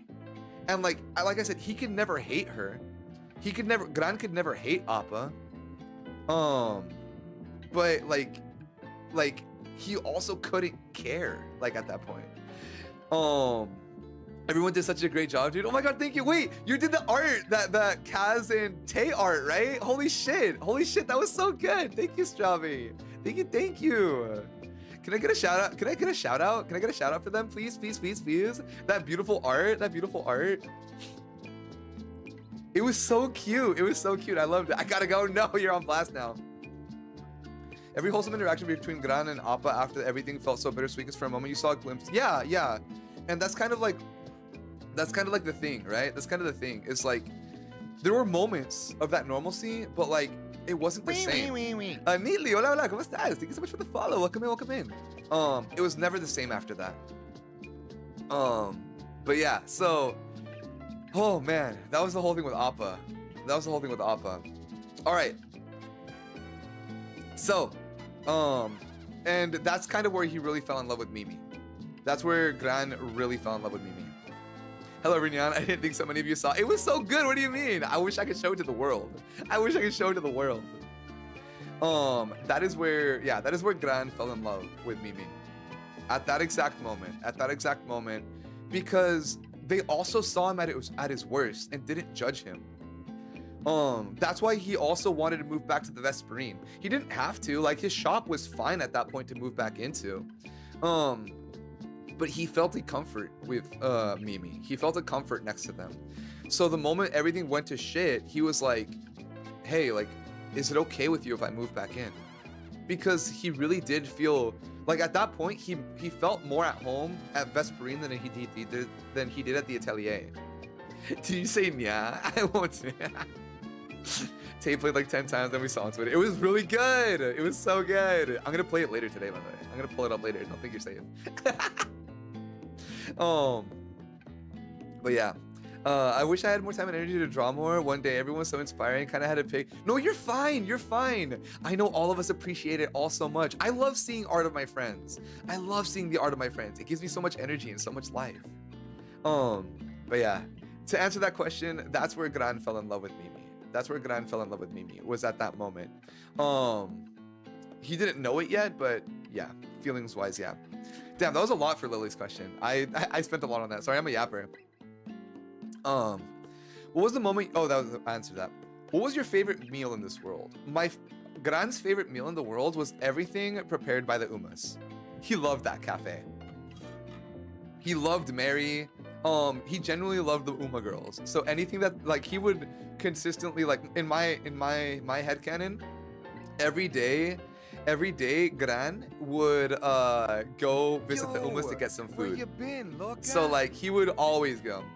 I'm a fan of Gran's name, strongest name. Oh, thank you, Grande Pesos. Kika, ¿cómo estás? Welcome in, Raiders. How you guys doing? Welcome in. My name is Xochipilli. I'm your Aztec God of Music, Flowers, and Pleasure, here to make your day or night a little bit brighter. How are you doing today? What were you up to? Hola, hola, hola, hola. Good to see you. Kika Red. Hello, Enzo. Hello, Kika. It's good to see you guys. Right now, we're currently just talking about my character's lore from this D&D SMP that I worked on recently. So feel free to hang out if you want. If you need to raid and run, I completely understand. Take care of your post-stream aftercare. Get food, water, whatever it is that you need to do. And then any raiders that came in with Kika, please make sure that you take care of yourselves as well. And then thank you so much for supporting them. Came from Drawing Mesoamerica, redesigns of DC's. Oh, dude, that's so sick. Wait, what the fuck? Dude, okay, hold on. I'm gonna give you a follow right now because I want to check that out later. I'm gonna follow you right now. Because I want to check that out later. I'm so excited. What superheroes did you do? That's so cool. That's fucking wicked. Here to make your day or night a little brighter. I'm sad. My found family was horribly doomed. It's just one more day, dude. It's just one more day, honey. She was working on Wonder Woman today. Oh my god, dude! I'm gonna have to check it out later. Everybody, please go ahead and show up some love and support to Kika, please. Thank you for the raid. Sochi, come here. I don't think I will. All right. Next question. These are questions for Sochi. So the other ones were from Gran. The other one these are for Sochi. Finished Wonder Woman is a Costume today. I've done Hawkman, Green Lantern, Flash, and Green Lantern. I can't wait to check them out, dude. Yes, please follow them. Give them some support. Kika, thank you for the follow. All right, so going from there. ¡A la puta madre! Where you been, loca? Risu, ¿cómo estás? Bienvenido. Ow. Hello, Alex Southerner. Thank you for the follow. Enzo, thank you for the follow. Bienvenidos. ¿Quién me falta? Hello, Chris. Hello, Risu. ¿Cómo estás? Risu Raid. Meow, meow, motherfucker. Good to see you guys. Welcome in. Welcome in. Well, sorry, for anybody that's new here, my name is Shachipili. I'm your Aztec God of Music, Flowers, and Pleasure, here to make your day or night a little bit brighter. Currently, we're talking about, I was recently involved in a 2-week Minecraft SMP that was a D&D inspired. We're talking about my original character from there called Grande Pesos. So we're doing that right now. A la madre mía. Krista Kitsunie, thank you so much for the follow. Nice. Yeah, oh, sorry, nice. For those of you guys that don't know Risu, please follow them. Another Spanish-speaking VTuber. Very cool, very talented. Also a really good singer. Please show them some love. Give them some support, por favor. Yeah. He hates us raiders. No, not true. By the way, Risu, if you need to raid and run, I completely understand. Take care of your post-stream aftercare, get some water, yeah. And anybody that raided in with Risu, if you want to stay and hang out, I would greatly appreciate it. But if you also need to raid and run, please take care of yourself. And thank you so much for supporting Risu. I appreciate it. All right. All right. Questions for Sochi. I'm gonna get some rest. Thank you, Sochi. De nada, que descanses, okay? Que tenga bonita noche, nya. Were there ever any moments where you were playing the character and just thinking to yourself, why are you like this, nya? Oh, la fucking madre. Hola, Chris. ¿Cómo estás? Gracias por la ofrenda. Oh, man. Yes. Yes, there were. There were so many moments. Anything with Appa. Thank you for the hydrate, by the way. After this, I'm gonna get some. After this question, I'm gonna get some water. Anything with Appa that was like rough was really hard for me to do. Like, why are you like this? The worst part, one of the worst ones, was the dance with Mimi in the sky when Gran refused to kiss them. Buenas noches, Chris. Que tenga bonita noche. Thank you for dropping by. When Gran refused to kiss them, but he's a coward. He's literally like a scaredy cat. Like, so it was so hard to not like just do it, you know. Create a student ceremony. Oh yeah, no worries. Have a good one. Thank you so much. I appreciate it. That was so much suffering. I saw you guys suffering in chat. I was like dead ass. Like, I'm suffering too, bro. Like, I was in pain with you guys. It was so funny. There's that one. Capri, thank you for the follow. Oh, sorry, follow. I'm stupid. Thank you for the ofrenda. Good to see you again. That one was that one sucked. There was a lot. Mimi had to put on the pants for the kiss. Real though, because Gran wouldn't have done it. He was just so scared of being rejected. We'll talk about that in a bit too. Gran is genuinely scared of rejection. I'm a huge fan of Family Girl. Watching them do it was genuinely gut-wrenching. Yeah, those moments were really rough. All right, hold on. I'm gonna answer more questions in a bit. I'm gonna leave you guys with the BRB. Oh wait, Saru. Should I play it now for the BRB? Should I do it now for the BRB? Okay. I made a video for Gran's epilogue. Because nobody knows what happened to Gran. Nobody knows what happened to Gran after he got his memories erased. So, I will leave you guys with this. I love you guys. I'm so sorry. I've been having this really weird dream. I see the faces of people that I don't recognize. Flashes of places that I've never been. And memories of somebody that I don't know. Whenever I wake up, it's all gone.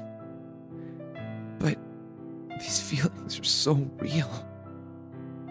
I don't understand. I keep imagining adventures I've never been on.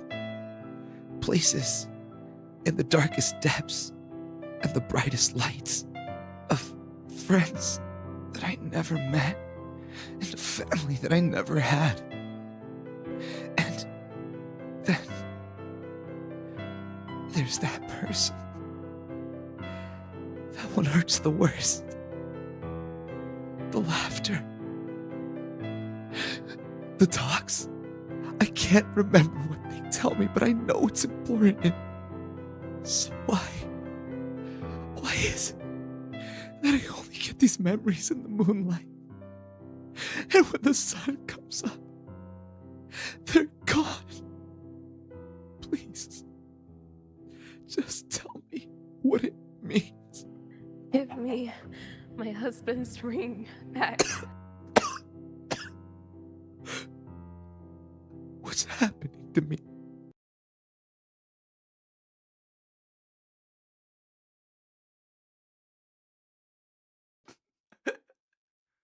How are we feeling now? Ouch!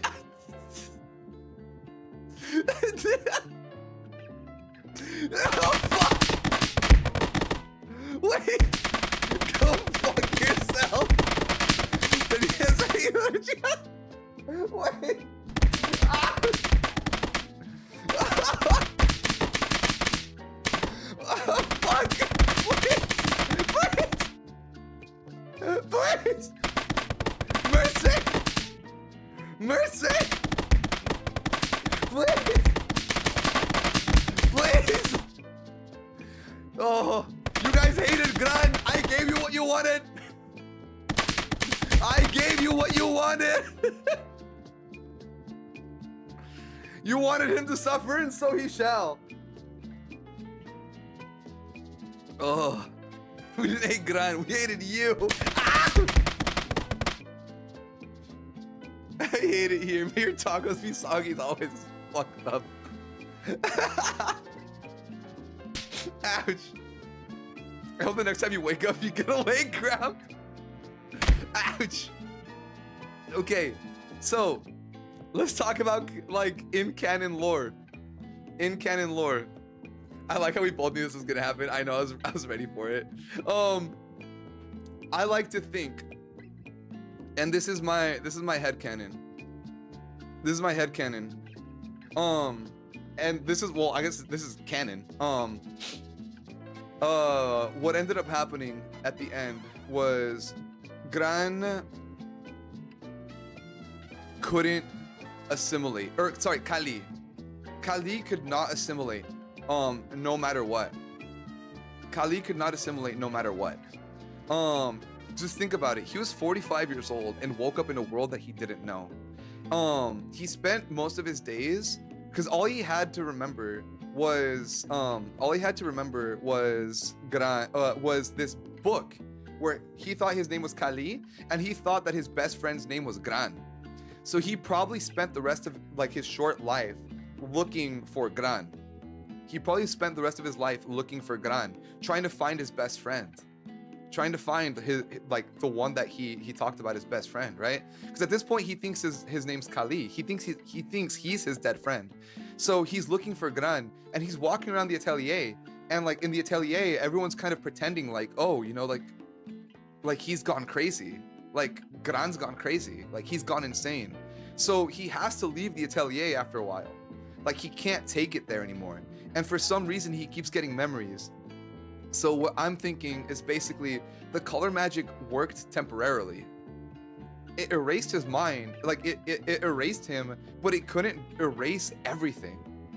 Like on the surface, yeah, but these memories always haunted him at night. And it didn't heal him. It didn't work at the end of the day. So the ending is basically like he's still dying, and he still dies. Except, ouch. Cooler, thank you so much for the follow. Welcome in. He dies the worst possible death. He dies alone. He dies scared. He dies not knowing who he is, with only these vague memories of everything that he lost, but he can't reach it. He's like, it's like there on the tip of his tongue. And the penance for his sins is that, like, he lost the best part of his life, right? If he hadn't had his memories erased, he could have lived the, you know, like the best days of his life with his partner, gone on adventures and enjoyed his life. But instead, he lost everything. He lost the best parts of everything. He lost the memories that he made, the only times he felt happy. And he was forced to kind of wander the world for this friend that he didn't know. So you hate us and love our tears. Every both sides of your will. Someone banned this man from this. Banned me from this stream. Now I really hate it here. You love to see us suffer. No, you guys want to know what's really fucked up? You guys. let me tell you what I sent Mimi and or Saru and Tina. Let me show you guys what I sent Saru and Tina.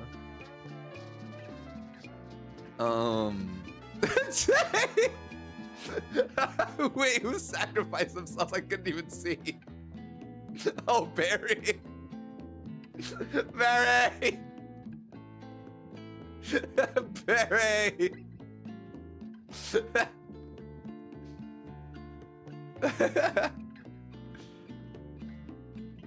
Sacrifice streaming. Yeah, nice try. I'm writing your graduation announcement as we speak. No, okay. I had an idea. This isn't gonna be the character anymore because I thought if there was a oh dude, you guys are gonna fucking hate me. I'm so oh my god. I had this idea for season 3. If it took place like at least 18 to 20 years after, right?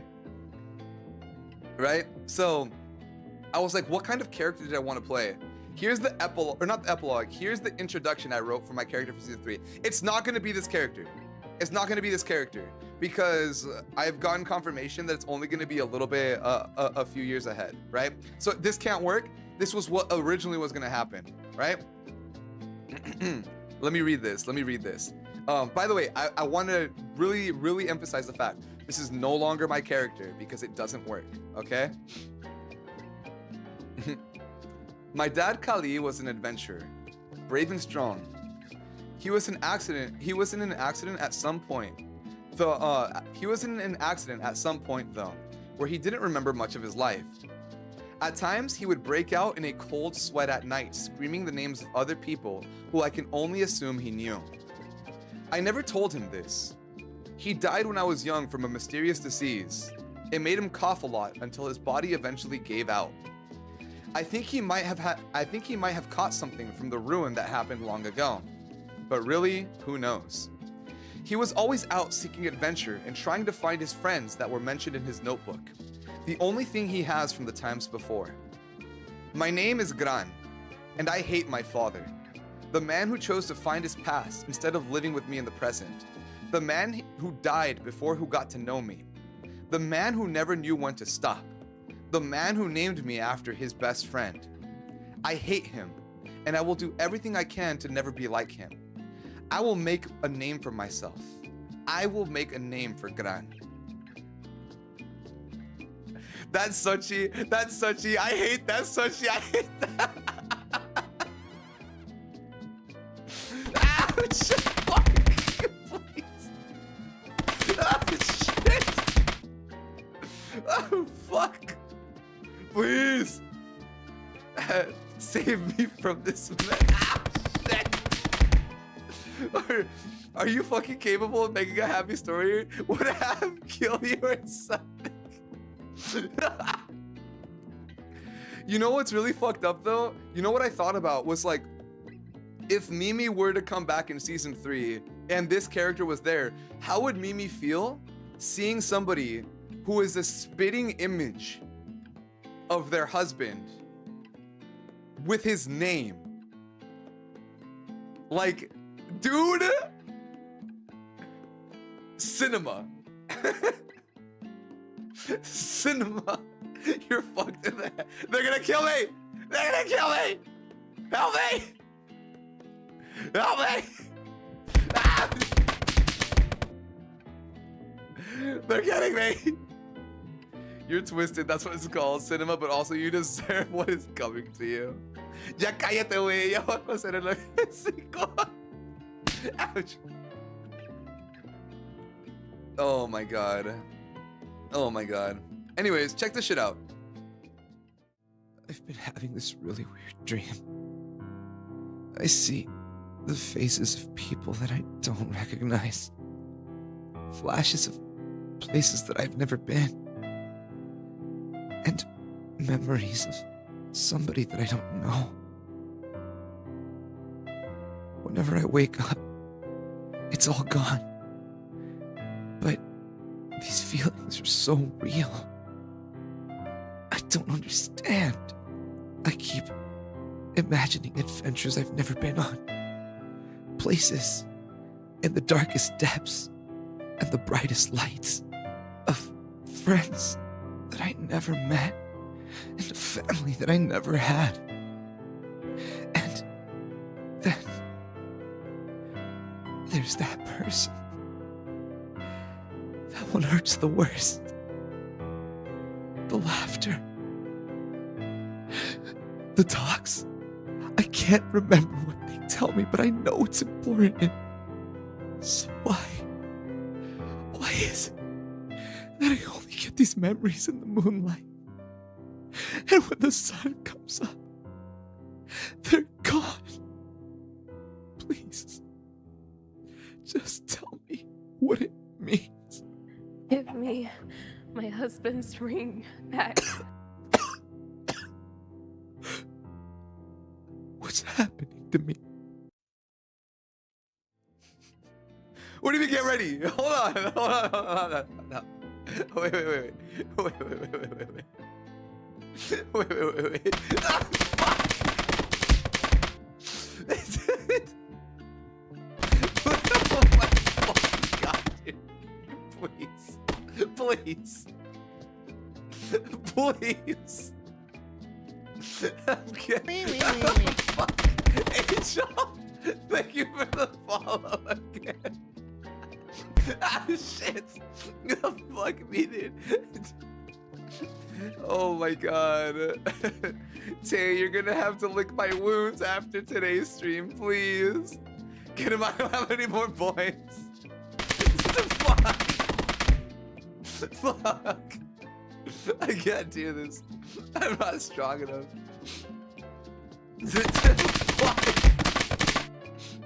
Fuck, dude. Oh my god. I just like throwing things. I saw 42,000. That's insane. That's insane. He sleeps outside. Kick him out of the house. All right. Ouch. Let me answer some more questions. There we go. If we begged for mercy, would you actually stop? I don't know. Maybe. All right. Ow. So, what was your favorite thing about Gran, and what was your least favorite thing about him? My favorite thing about Gran, probably the fact that he would give everything to the right person. I do think, do you want to see me cry and beg? I'll do it. Okay. He would give up everything for the right person. I like to think that after they got married, in those few days of marriage, he was the best possible like husband. He learned to cook because he heard that Mimi was scared to eat food that they didn't know where it was from. He offered them a place to lie their head when they were worried or scared. In that regard, I think he was very like all in on somebody. Why is Gran turning into me? What the fuck? But I do believe that like he was very caring and doting. Like for the people that he genuinely loved. He loved like in a platonic way, he loved Mary. He loved the Umas. He did everything for them. He tried to help whenever he could. He loved like his friends and wanted to help them out. So he always did what he could. He genuinely wanted to be useful. And like when he married Mimi, like that was it. 100% best 100, but damn, do I hate the man driving him insane. I mean, just look at like it almost to an unhealthy extent as well. Like the moment that everything happened with Cass Luminous, he sided 100% with Mimi. Even though he didn't hate her, he gave up Appa, right? He didn't hate Appa, he didn't hate her, but he gave up Appa immediately because he knew that Mimi was devastated and what Ran meant to Mimi. So the moment that he found out that Appa sided with Kaz, he had to make a choice: chase after Appa or stay with Mimi. And his choice was to stay with Mimi because that's his partner. So that's when Mimi came back, he's like, well, and Mimi's like, what happened? He's like, Appa sided with Luminous. Like, that's it. That's all you need to know. Mimi didn't need to know that Gran was heartbroken about, you know, like leaving his daughter. But at the end of the day, like, his loyalty is with his partner. He gave that up. He joined, like, in his mind, he joined the Vesperine. You know, he was a Vesper now. He hated everything that was Selene. He was completely devoted to his partner and supporting them and being by their side. So, yeah. So that's kind of that one. So I think that's one thing I did like about Gran, is like he was actually, like, at the end of the day, like, very loyal to what he could. Everyone's ready to blow up Selene Rio. I fully disagree with a parent picking their partner over their child in this situation. I really couldn't argue with it, and that hurt low key. Yeah, it's tough. It's tough. But it's like also this child at this point were like was pushing also Gran away. And we'll talk about this more in a bit. But I know from and like, cause I don't do things for the sake of just suffering, as much as it might seem like it sometimes.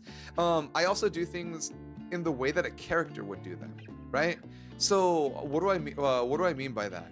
Gran and Appa grew apart, but if you look at it from Gran's POV, he really did try to tell Appa everything, and just couldn't catch her. She was always doing something else, and that made them drift apart. Gran had to do his own things. Appa had to do her own things.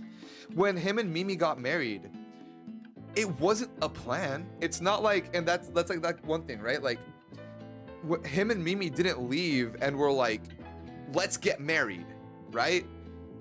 They wanted, like, Gran wanted a moment for himself too. He wanted a moment to feel happy too. Like, you know, Appa got to be with Luminous. Appa got to do all of these things with other people. Gran wanted to do something for himself and not rely on Appa. So they went to that sky, they did that dance, and they got, not like, they got married, yeah, but they got married in vows and promises, not like an actual marriage. And when they came back home, their first intention, and you can watch it, their first thing that they were gonna do is like, we need to tell Appa. We need to find Appa. Where's Appa? We have to tell Appa. They flipped the coin and they had like that whole cutesy scene of who's gonna tell her, right? But like their first intention when they got back was to tell Appa. And they get back and Appa's dying. You know, Appa's dying, and then she runs away and all of this. And you saw Gran that night. He chased her to the ends of the earth as much as he could. It almost killed him. Like Gran, like I was debating if I don't think I would have done it, but like, you know, like Gran almost fucking died chasing her down. He was out of medicine, and he was still like trying to chase her down. The only reason he stopped is because Mimi told him like, hey, you need to calm down. And he's like, I can't leave my partner alone. Like, you know, I can't die here. I just got married. Sweet baby girl, Appa. Can we get a shout out for Kitsu? Can we get a shout out for Cat, please? Can we get a shout out for Cat, please? The wonderful cat, R.I.P. goat. You should have done it. Who said that? Felt like he would have just, yeah, like he genuinely went to the brink of death trying to save Appa. So when Appa yelled at him the following day, when he finally got a chance to talk to her, and he was like, hey, we got married, and she's like, so I don't care, you never tell me anything. He genuinely tried. Like, well, there was multiple occasions where Gran did actually try to fulfill his end of the bargain. He tried to find her and he couldn't. Either she pushed him away or ran away from him or was just gone. He tried to tell her at the wheat field that he was dying, but she ran away. He tried to, and then she came back later. He tried to tell her that he got married, but she ran away again because she was dying. Obviously, it's like in her mind, it was her own reasons. But from Gran's perspective, he did try. He did try. Like, what was he supposed to do? You know, again, like him and Mimi didn't plan their marriage. It's not like they went out and held a ceremony. And so it was like a really fucked up situation for Gran, because he's like, I'm trying to tell you, I'm trying to include you, but at this point, you're so far detached from my life. Even their fun and games were Appa running away from Gran. Yeah, yeah. Like it was always Gran like chasing her. But like it. And here's the thing where it's really fucked up, right? Here's the thing where it's really fucked up. When people tell Gran no, he doesn't feel like he deserves them. When Appa told him, leave me alone, I can take care of myself. In his mind, he deserved that for everything he put her through. He's not like I'm gonna do my best to like fix this. He does, in his mind, he's like, I don't deserve Appa. So when Appa says, leave me alone, fuck off, he's like, I deserve this. Like, this is my punishment. I don't deserve, you know, like he'll still care about her, which is why he was always worried and tried asking, like, are you okay? And she would snap at him repeatedly, like, just leave me alone, you know, like, blah, blah, blah. And he was so confused where she would come back at times and be happy or like pretend to be happy. He didn't understand what was going on. He really didn't get it at all. But he did, in his own fucked up way, try. But he always had that impossible, ¿cómo se llama?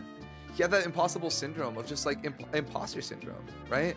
And he's like, I don't deserve love. I don't deserve this because of what he'd already done to her. So that it kind of like all piled onto there, where he's just like, I don't like, this is what I deserve. I deserve to be alone. So that kind of piled onto there.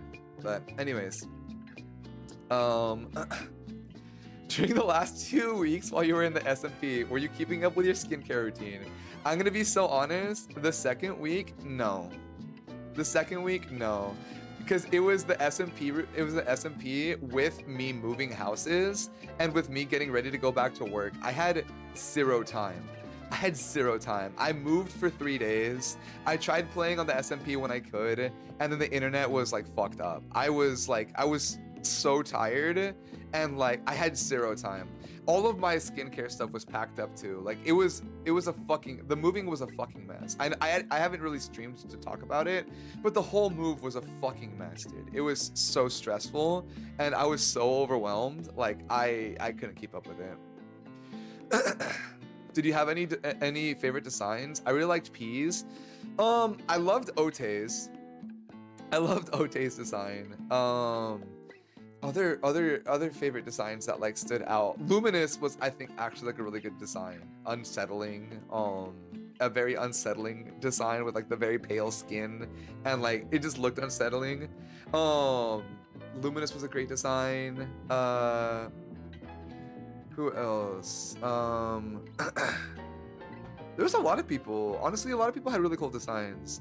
Oh my god, Marcus. Marcus and fuck, Chillhop. Who the fuck was he? Oh, I love Icarus, dude. I loved Icarus. I fucking love that man, dude. His design was so cool, and his character was so fucking cool. I love Icarus, dude. Mary Marigold and Crunch. Oh, Crunch too. Yeah, there were so many creative people, dude. So many creative people with their designs. I loved it.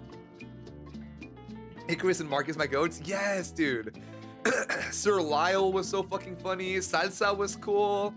I don't know. There was too many to pick from. I loved a lot of characters' designs.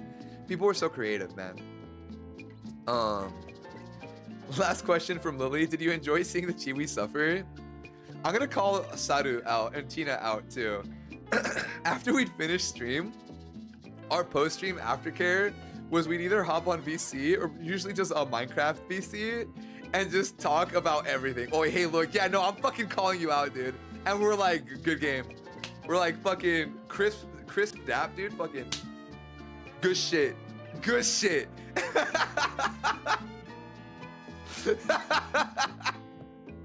Hey, look, this is their League of Legends. You'll get what's coming to you. GG's, everyone. Oh my fucking lord, dude. He does hate us. We should get away. Wait. Ouch. All three of you will be dealt with accordingly. But I did like how should I say? I liked it I like not the fucking overs party. I'm fucking sick. Tay, you're not innocent either. Your bitch ass made me fucking tear up on the last day. Fuck out of here. Can we get a hashtag Tay Hoongies over party too? Throw that shit in there too. Throw that motherfucker in there too. What the hell? I did nothing wrong. You're not innocent. That's what I'm saying, dude.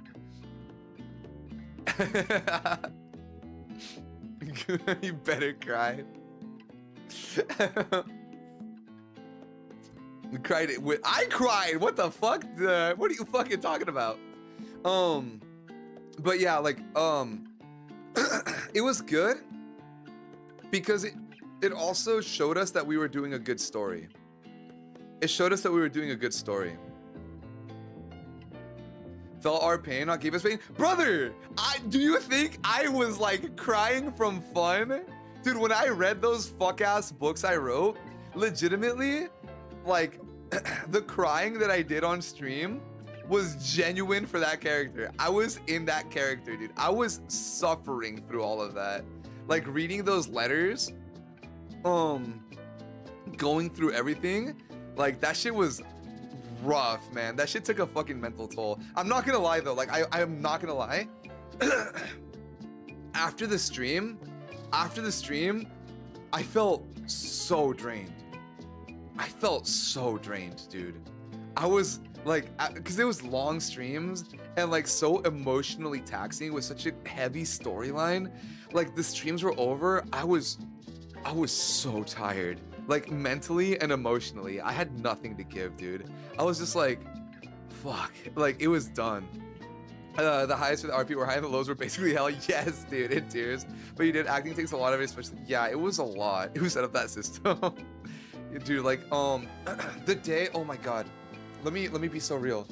The one that fucked me up the most was the first day that I did like the shaders, like finding Kali's notes or whatever. Oh my god, dude. That day fucked me up. Like at the end of the stream, I legit sat in my chair for 30 minutes and just stared at the roof because I was like trying to get over it. There was like some moments where it was like genuinely, I'm like, okay, this is too much. The pawn shop burning, I think I was genuinely close to like triggering myself into a panic attack because I remember there's a part in the clip that you can actually hear when I'm like standing in the corner and I say like, I need a second, I need to breathe, my hand is shaking. Like I said it in character, but genuinely like I was lightheaded, like my hands were shaking. I couldn't walk straight. Like in the game, I couldn't move my mouse. So that's why like, if you watch that, I actually stand there for a second and actually have to like I actually start just doing breathing because I'm like, okay, I need to like calm down. I need to actually calm down because I'm gonna faint on stream. All of y'all were amazing. Oh, thank you, Todd. I appreciate it. I need to be helpful. Oh my god, dude, that fucked me up. The method acting became too much. Yeah, it was. It was honestly. Sorry, I'm drink some water. It was, in all honesty, a lot. It was a lot, emotionally to like burden. Because it was also like day after day, like these moments of just like bang and bang and bang and bang. It's like fuck, dude. Like this hurts. Guys, just like me, fucking dead without break, man. All right, let me go on to the next questions.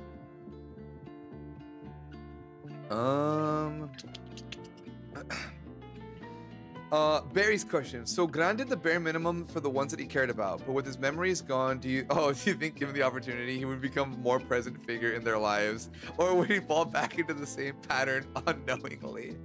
Grande pesos, are you ready to die? Well, for that first part, I do disagree that Gran did the bare minimum for those in his life. I do disagree. I think that he did what he could within his means. His lack of understanding made it difficult. Like for example, Appa's birthday party. He genuinely worked his ass off for that 50 gold.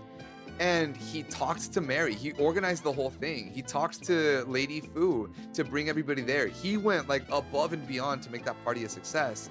And yes, he like fucked it up at the end. But in his mind, he's like, by the time I'm done, my present to Appa is gonna be my freedom. I can give her all of my time when I don't need to worry about making money anymore, you know? He gave her everything at that moment, literally every dime.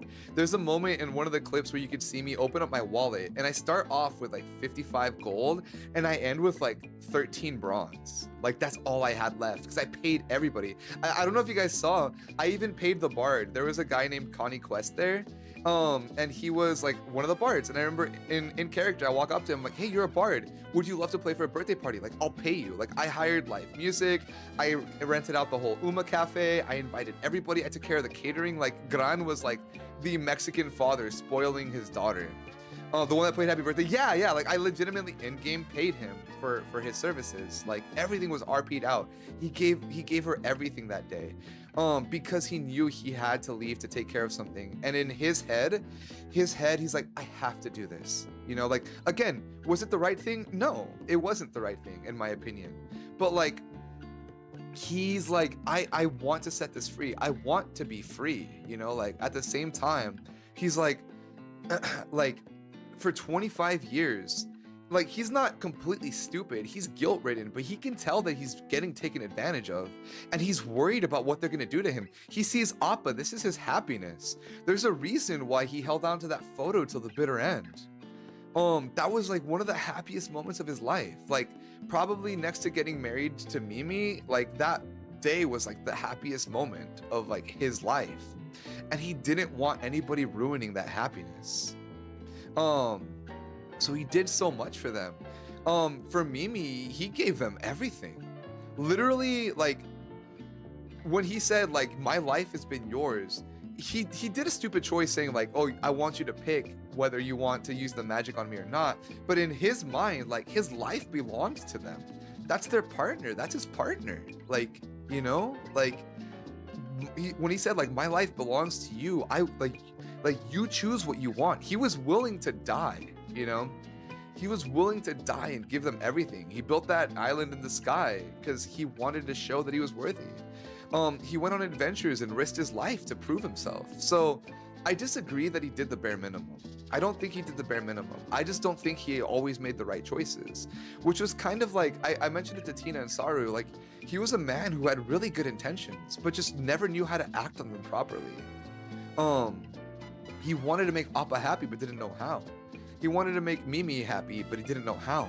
He always made the best choice in his head, but he had no context. He had no normal relationships in his life to base it off of. So he struggled with those things. So you'll die for me, but will you live for me? And like, I mean, he was willing to do both. He was willing to die by Mimi's side from the illness, if that's what they wanted, or be born again. Like, whatever would make Mimi happy. The reason he was gonna eat the rotten meat was because, and the reason that Mimi, the reason that Gran almost ate that rotten meat was because he wanted to live for Mimi. Kat told him that it would make a wish come true, and he's desperate at that point. That's why he almost turned to like the Church of Selene as a man that's like super like against the gods. He went up to Sir Luminous because he's like, I want to cure, I want to live, I love people, I care for people. If it means giving my life to Selene, I will give my life to the goddess. If it means I get to live next to the people that I love. And it's funny because I was actually talking to Zach yesterday. Because I don't know if you guys know, Zach was the one that saved Appa's life. He made a vow with the goddess Selene to save Appa's life, and Zach was like, if you had come to the church, or if you had been on good terms with Appa, Kaz Luminous would have saved your life as well. He would have included you in that pact because he cares for Appa, and Appa would have cared for you. You would have lived if you had followed the Church of Selene. But you know, do you know why he didn't do it? And you could go back, and that was almost there. Like, I was sitting at the railroad tracks when I got those messages from the goddess Selene, or I heard the voice in my head of the goddess Selene. The goddess Selene said, like, you feel a warmth, like the sunlight whispers to you. And I think in character, I was like, oh my God, like, I was like, it's so warm. I love this feeling. Like, I want to, you know, like, I want to feel this more. You can see it in the video. Like, watch me stand up from the train tracks, head to Selene, and from behind me, you hear Mimi, Gran. You hear Mimi call out to me, Gran, what's wrong? And at that moment, he talks to Mimi, and he's like, I can't go. He tells Mimi, like, I went to the Church of Selene. You know, I talked to Father Luminous. Dragon Echo-chan. Hola, hola, ¿cómo estás? Thank you for the follow. And Mimi called to him, and they're like, where, like, are you okay? What's wrong? And he explains, like, you know, I talked to Luminous, and Mimi's like, it's okay, let's go home. And at that moment, Gran gets rid of the idea of turning to the Church of Selene. And I told Zach, I was like, I almost converted. Like, that right then and there, I was getting ready to run back and join the Church of Selene if it meant that I could be healed and live with those that I loved, which would have been a completely different ending. And that ending, you know, like, Mimi probably would have left Gran, and then Gran and Appa would have stayed together. Thank you for the hydrate, Barry. Thank you. Because of everything that would have happened with Ran. So it would have been a completely opposite ending. Thank you for the stretch, Barry. So that was another possibility. Quite literally, Mimi stopped him from being healed. Basically, unintentionally, but yes. Unintentionally, but yes. Unbeknownst to the both of us. It was unbeknownst to the both of us. And I mean, that's kind of the way it is. Like, you don't know. Like, how was I supposed to know that was supposed to heal me? How were they supposed to know? Oopsie. My bad, gang. Didn't mean to fucking kill you. And that's why I think, like, Mimi and Gran are also such a tragic couple, because there's so many points where they kind of like bring they raise each other up, but they bring each other down in ways unbeknownst to themselves. It's really compelling. Yeah, it's really crazy. So that's that question for you, Barry. Now you know how it ends. Now you know how it ends, though. All right, next one. I know that you changed things around for Gran's story after meeting Appa and Mimi and discovering color magic and all that. But I was curious, what was your original plan of how Gran's story would end if all that had never happened? Like the ending you had planned when you originally wrote his story before the SMP started. So this is from Cosmic. I never had an original ending for Gran. I never knew how it was gonna go. I knew some character development that I wanted to go over. I knew he had that survivor's guilt, and I knew I wanted him to face that survivor's guilt. I did not know how. I did not know when. I did not know where. I did not know what was going to happen. I was hoping that I would meet people that would eventually realize that Gran is getting scammed, because my idea was he's going to lie every day to everybody that he meets. He's going to lie every day to everybody that he meets. And eventually his lies will catch up to him. And the people that he cares about, he'll slowly start telling truths. He'll slowly start telling the truths and then go from there. But I had no idea. A great approach, see where it takes you. Yeah, like, I can't plan it all out because I don't know how I'm going to interact with others. I don't know how the world's going to interact with me. So it was just kind of like, fuck it, we ball. You know? You guys want to know something fucked up? If you go back in the VODs and you see all of the lies that Gran tells, they're all about him having family or having somebody at home. Oh, I have a wife at home. I have 25 kids at home. Oh, this is my best friend. Or like, oh, like, you know, I'm like, I had this, I had that. So, all of his lies were kind of like things that he wished, in a sense, you know, exaggerated, but yeah, I'll fucking get you. You're a sick individual. I will strangle you, promise. Hard to miss, man. Yeah, it was a lot of like lies that he made wishes. You're inching way too close to home. Such you why? Cause man, 18 kids right now. But yeah, that's a funny little tidbit. All right. This one's for Gerald. Gerald Incubus. What would have happened if he and Appa actually fully talked to each other? I don't think anything would have changed, honestly. I think Gran and Appa had plenty of times to talk. I just think their worldviews were so different that it was irreconcilable. I don't think they would have ever seen eye to eye. They had plenty of chances to talk, and they did talk, but it didn't change anything. You know? It didn't change anything. If Gran and Appa went on more missions together, would that have changed the trajectory of what happened?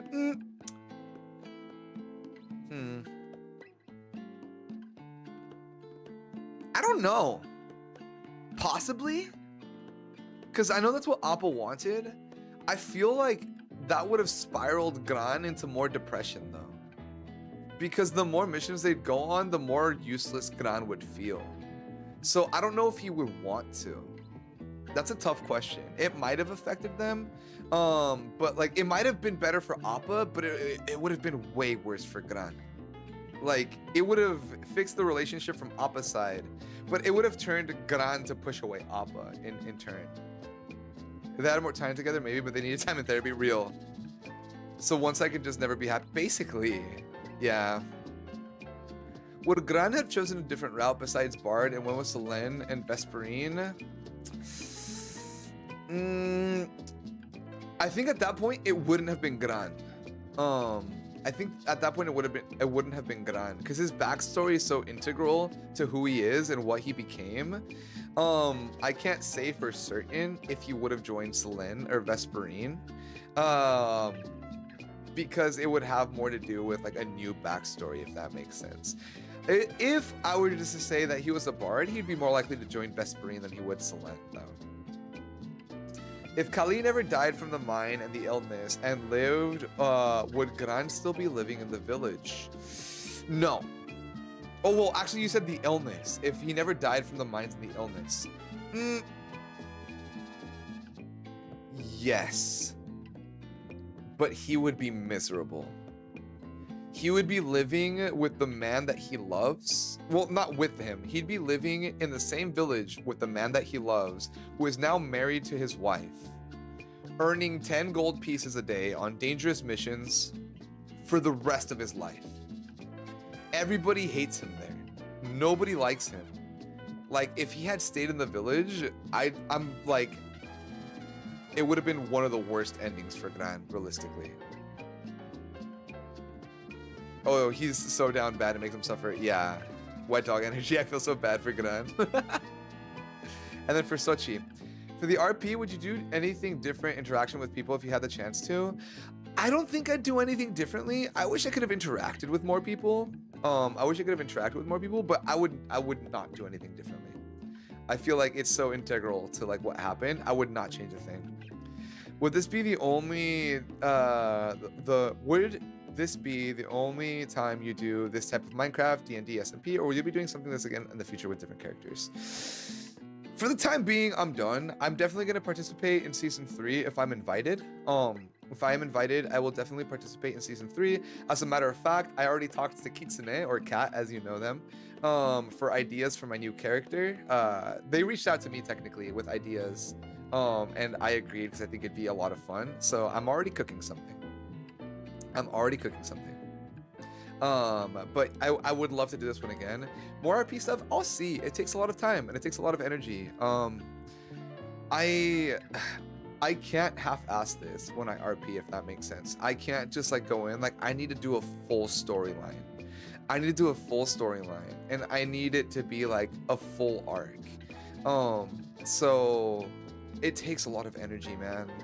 It takes so much energy. Like playing Gran, I loved it. Every day I looked forward to it. I couldn't wait to go live, but I was so tired. Like even right now, I'm so tired. I'm so exhausted from all of the work that came from it. Like obviously, like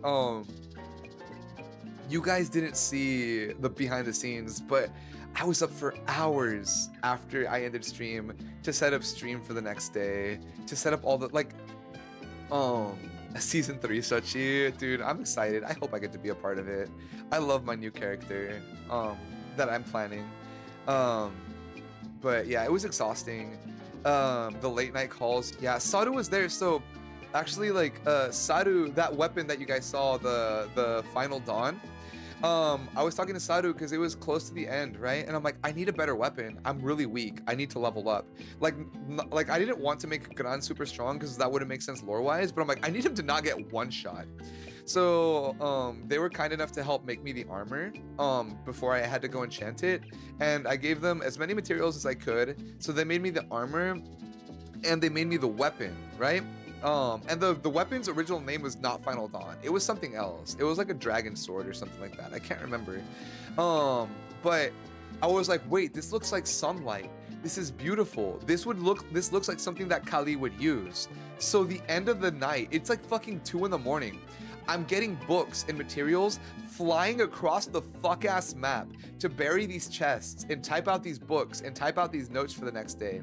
And at the end, leave that Final Dawn, like, buried and hidden away, like, right under my nose. These were things that I did literally at the end of stream. Like, the whole Kali's notes came up, like, the idea came up as soon as I finished stream. I'm like, dude, this would be perfect. So I set that up all, like, I was up late at night setting that up. That's why when Tay was streaming late, or anybody was streaming late, and I ended, you'd see me log right back in. It was because I wasn't necessarily playing the whole time or RPing. I was like setting things up for the next day. So it was very amazing. RP, you did a lot to make it incredibly immersive. You worked hard. Thank you, honey. I appreciate it. Worked so hard. Did real. Everybody worked really hard. Everybody worked really hard. Thank you guys. Thank you guys. But yeah, like genuinely, it took so much energy. It took so much energy to set everything up. So I am really happy that you guys enjoyed it, because like the amount of time I wake up early, RP stayed up late to see your ass online before me, dude. I know. I know. Like I'd see like the last day or whatever, like I was like one of the first people on the server setting everything up. I think I got like 2 hours of sleep before the final day. Legitimately like 2 hours of sleep. I went to sleep at like 2 or 3 in the morning, working with Tina and Saru. And no, I think it was like 3 in the morning. And I woke up at like 5 to get everything else set up. I was so fucked up, dude. I was so fucked up. But it was fun. It was worth it. It was really worth it. Okay, Mochi's questions. How are you still alive, dude? It was 4 hours of sleep for 2 weeks. I'm fucking dying. I remember when Tay was like, dude, are you at work? Because like Tay had I think you had a week off the first week of the server, and then you're like, how the fuck are you streaming 10 hours after work? Like I work from like 7 to 4 at like, you know, at my school, like dealing with like kids and parents, and then like I come home to a 10-hour stream, go to bed to run that shit back. And these were concert days, by the way. These were concert days. So like the whole day, I'm not even at school. I'm like in a bus with students going on field trips, like managing everybody, performing like 3 concerts in a day, coming back to school, coming home, eating, and fucking hitting the go live button. Like I opened the door, go live. The deep sleep right after the ending was peak. Oh my fucking god, dude, it was heaven. It was heaven. And then I stayed up late composing the songs for Mimi, for Appa, for the Vesperine Ball. Okay, chat. The waltz I wrote, the moonlit waltz that I wrote for the ball, I had one of my homies driving the moving van. I wrote it on my composition book in the moving van. I didn't have my fucking piano. And the MIDI that you hear, the piano is a MIDI instrument. I did it on fucking GarageBand because I had nothing else. I didn't have my fucking instrument. I had nothing. Everything was packed in boxes. And I'm like, it's due today.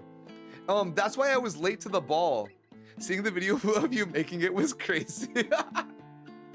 Dude, I was like sending whips to Saru and Tina, but I was like, I don't have a piano. All I had was like my laptop and like my phone. I had nothing else. I set up my PC, but I had no internet. That's also why I was late to the ball. Like to the Vesperine Ball, was because I didn't have internet. Like I legit, like I just moved in and the internet guy was supposed to be there the day before, and I'm like, I felt so bad because I had to come up with a lore reason for me to be late, because I'm like, Gran would never stand up Mimi for the ball. Like this was so important for him. So it was just fucked up. It sucked. I was trying to run it off hotspot and I kept crashing. That's why I wasn't streaming at first. Anyways, yeah, so very little sleep. What would have been the good end for Gran if things could have been all worked out? Let's see. What would have been the good end for Gran? I mean, I think the best ending would have been, you know, Gran and Mimi ending up together, getting married, and Appa still being with them, you know? Yeah, like, I think that would be the good ending, honestly. Or maybe even, okay, I never mentioned this one. If you guys remember Apple Pie, she was in stream like the first day of the server, I think. She was one of Gran's first like scam victims. I interacted with her as Gran a lot off stream. Normally when she was streaming, I just happened to run into her. And I told you, I told you guys that I interacted with her. Her backstory was actually very similar to Gran's. Her backstory was actually very similar to Gran's, where she had survivor's guilt. And she was one of the first people that really pushed Gran to move past the survivor's guilt.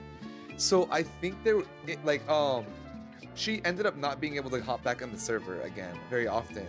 But I think if she had, there might have been another route where Gran spent more time in Selen and ended up spending more time with Appa and Ote because she ran a bakery in Selen, and her and Gran actually grew very close over talking about their past.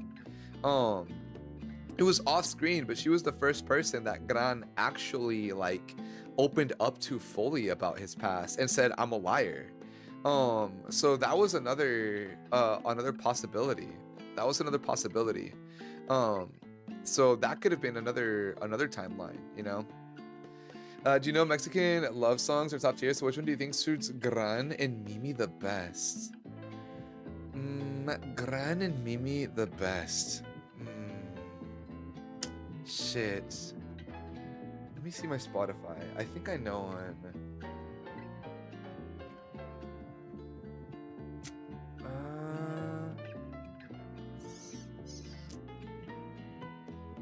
Suiting Gran and Mimi the best.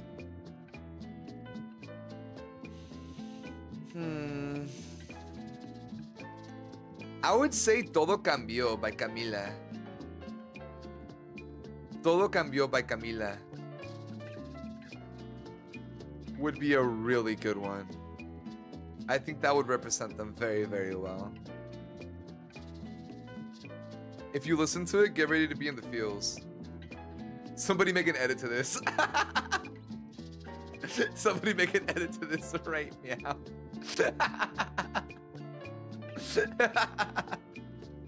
No, you're so right. It's so good. It's so good. It's like the perfect song. I hate these things because I always want to see how the different endings would have come to fruition. Yeah, there's a lot of options. You're gonna make me throw up and cry, bro. I'm gonna need that later. Y fue tan fácil quererte tanto, algo que no imaginaba. Fue perderme en tu amor, simplemente pasó y todo tuyo ya soy. Antes que pase más tiempo contigo, amor, tengo que decir que eres el amor de mi vida. Antes que te ame más, escucha por favor, déjame decir que todo te di. It's such a good song. It's so perfect. It does fit them all right. It's so perfect. It's the perfect song. It's the perfect song. Now I gotta cover that. You know what?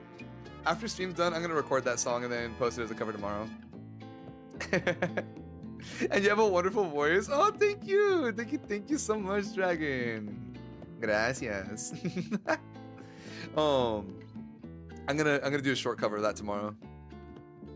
Such a no, God. I will. Gran cover reel. Let's see. Ow! ¿Qué más iba a decir? Oh yeah, more questions. Let me go back to the Discord. If you were to create a new D&D character with happy lore, what would you create? I'm not gonna say it right now because my next character's lore is not happy, but it's happier. But I have created happy D&D characters. I have created a bard who wanted to go across, in this place, the Seven Lands, to go across the Seven Lands and sing to make people happy. So his whole lore was just he wanted to go across the Second Lands and like bring joy to people who were misfortunate. So he has that one. I had a fighter who was really cool. He just took thrill in the love of battle. So it's like he was a very gory and violent person, but he wasn't like traumatized. He's like, I love battle. Like I genuinely like being on the battlefield makes me feel alive. So like he just like went out and searched for, you know, for fights and battles. I had one that was really fun. He's a very pompous. He was an archer and a poet. he would like be on the trees all the time and just like make like shitty poetry. The sun doth shine upon thee tonight, but it'll be the last night it happens. And I was like, shut the fuck up, like that kind of person. So I do like playing sometimes silly and whimsical characters. Sanji, is that you, bro? Dude, made a D&D SoundCloud rapper. No, real. But yeah, I do stuff like that too. For campaigns.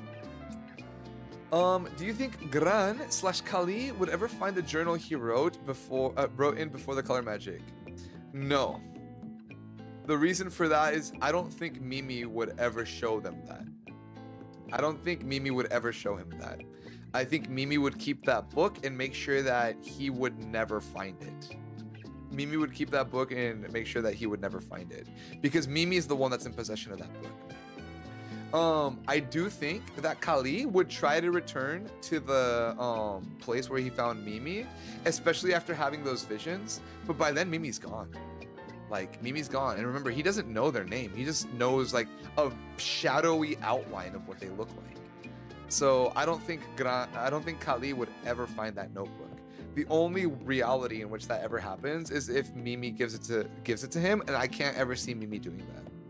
100% agree. Yeah. I was like, I can't imagine Mimi ever saying like, "Here's the book," you know. I got the whole cambio stuck in my head now. It's such a good song. How does Gran feel about having voices in his head calling him a hot dilf? Dude, he'd probably be like, yeah. Sorry, I need to do the Gran voice again. Yeah. I mean, who wouldn't want me? Yeah. I mean, who wouldn't want me? You know, look at me.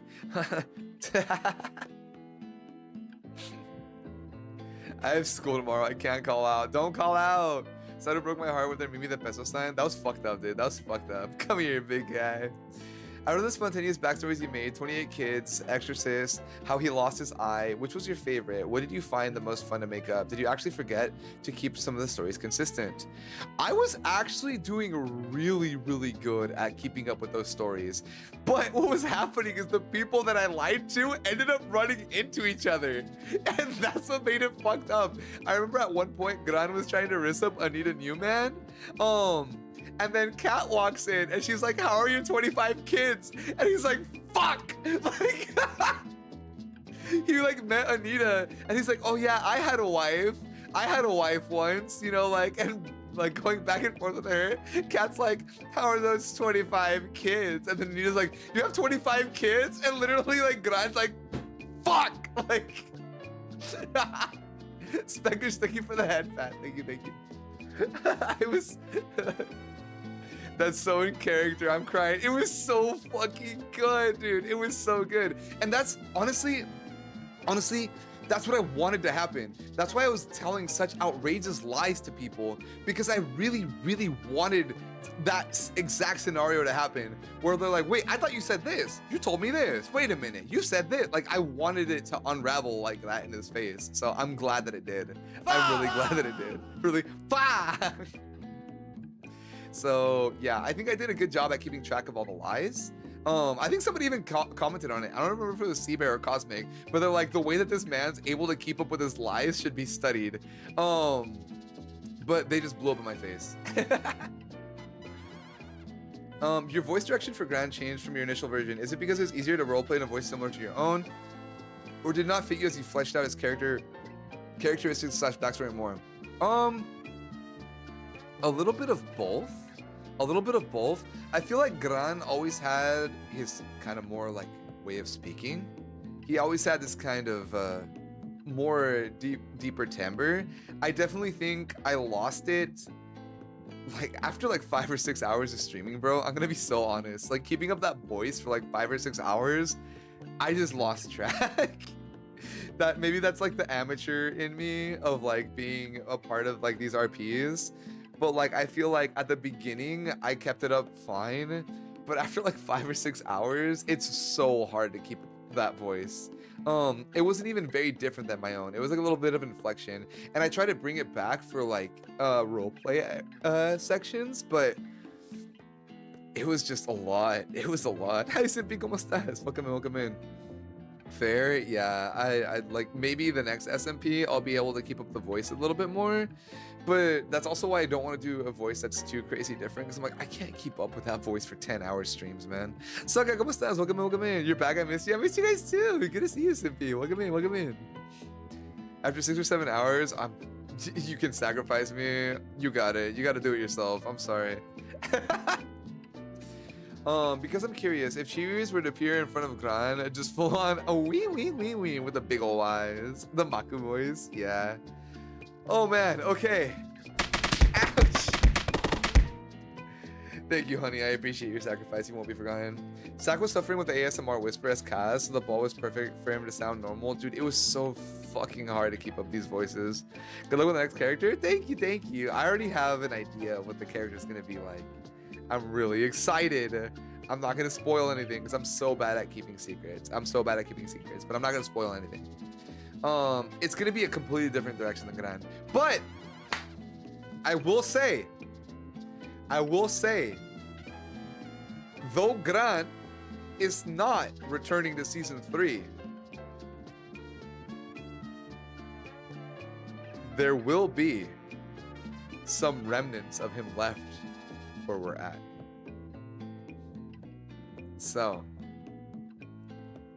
I just want you guys to know he himself will not be there, but he's not gone for good. I found a way to tie this son of a bitch into my next lore. Clean the streets of Gran right now.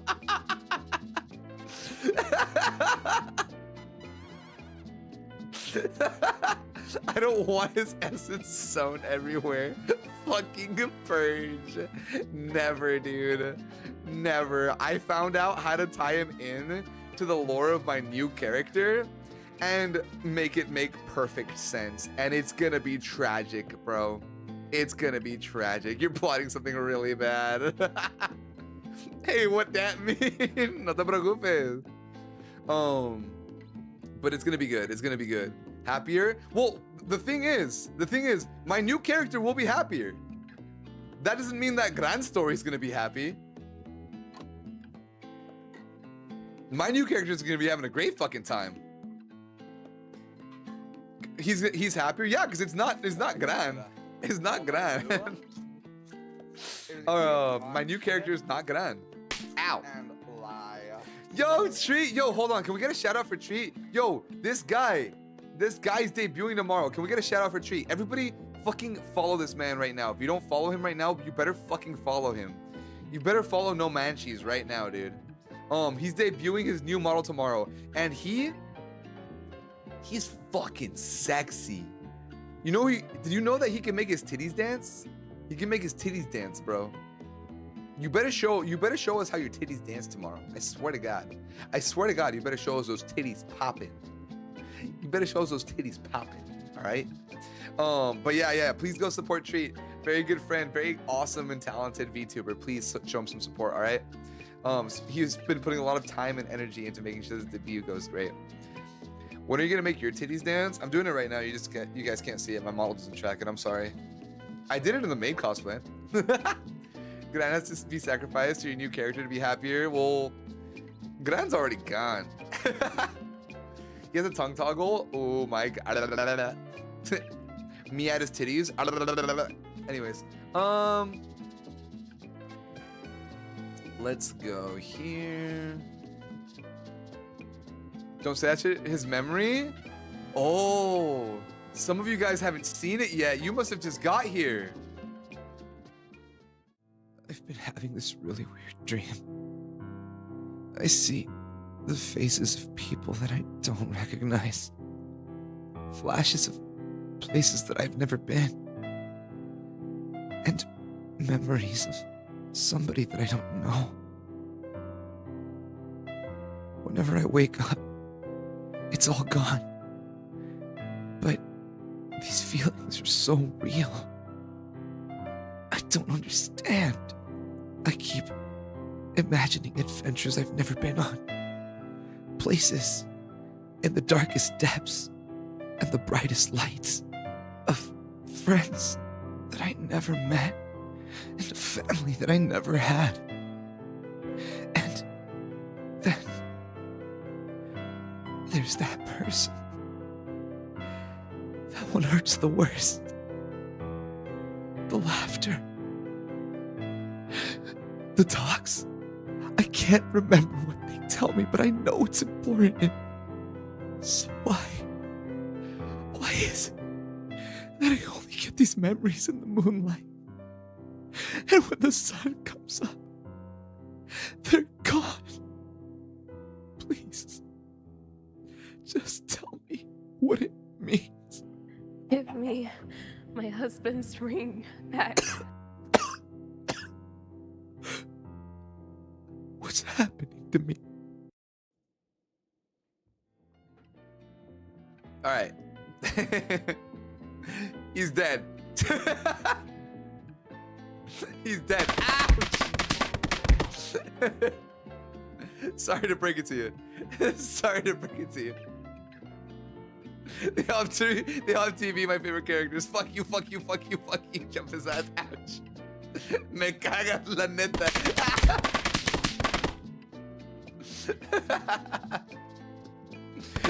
Fuck. Dude, okay, I have to say, seeing people, ouch, seeing people frame one sacrifice themselves, low key is fucking sending me. Like that shit kind of fucking sends me. Like the video started, and I saw Barry just fucking sacrifice frame one. It was so fucking funny. I'm gonna need to come faster so I can beat your ass.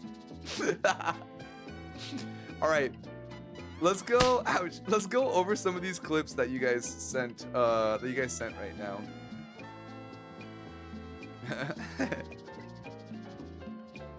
All right, let's see. Streamer has sacrificed themselves.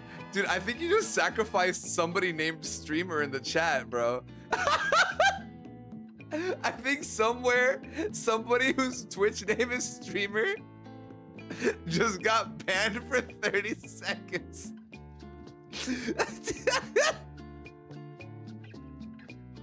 That's so fucking funny.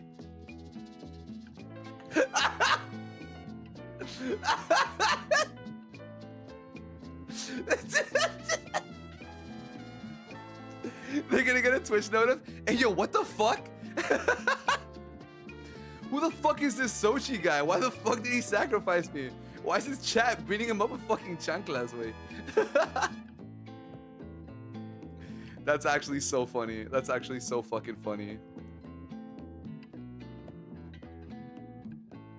Alright, let's go over some of these clips that you guys sent in. I hope you can't open your pants when you need to pee. Damn, y'all just want me to piss myself. That's wild. Oh, goodbye, Sea Bear. It was nice to see you. All right, go here. Let me go ahead. I'm just gonna open all of these actually right now.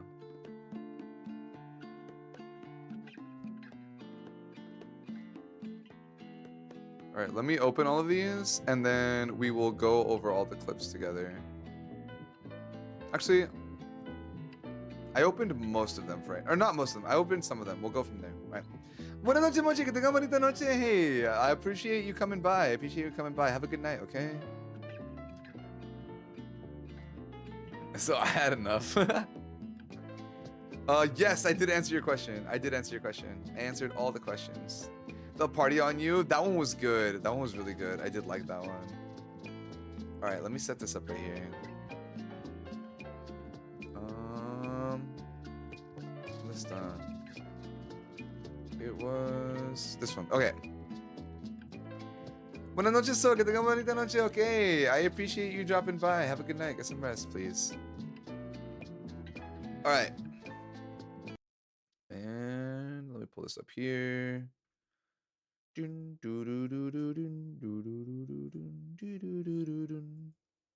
All right. So somebody sent this one in. This is the first one. This is insane. Well, too bad.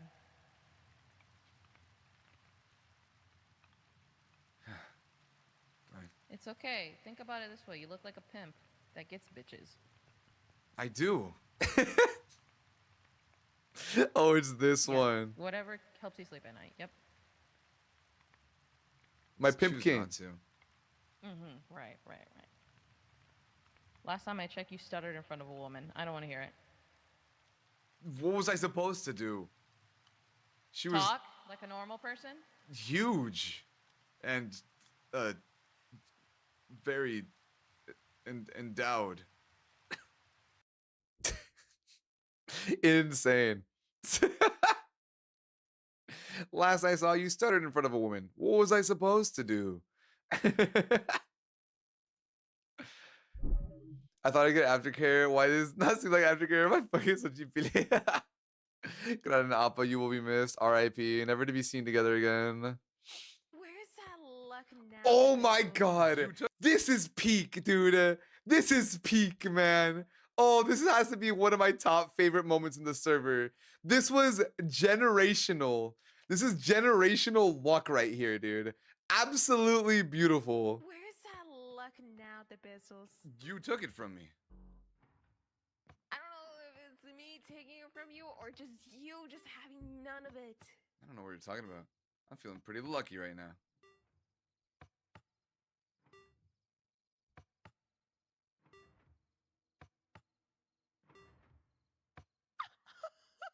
Oh, oh my god!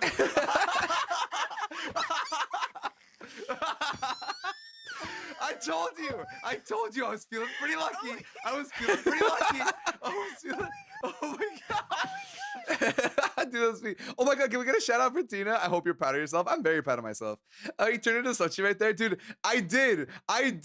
Cause tell me, like, that was beautiful. That was beautiful.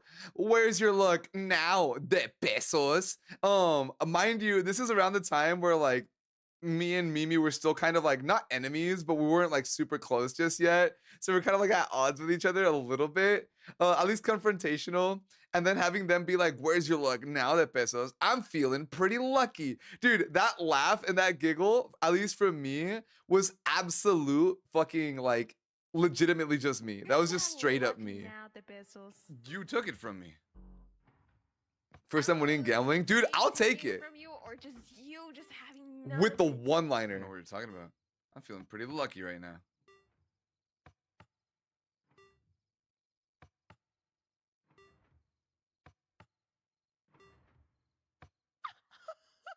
Oh, oh my god!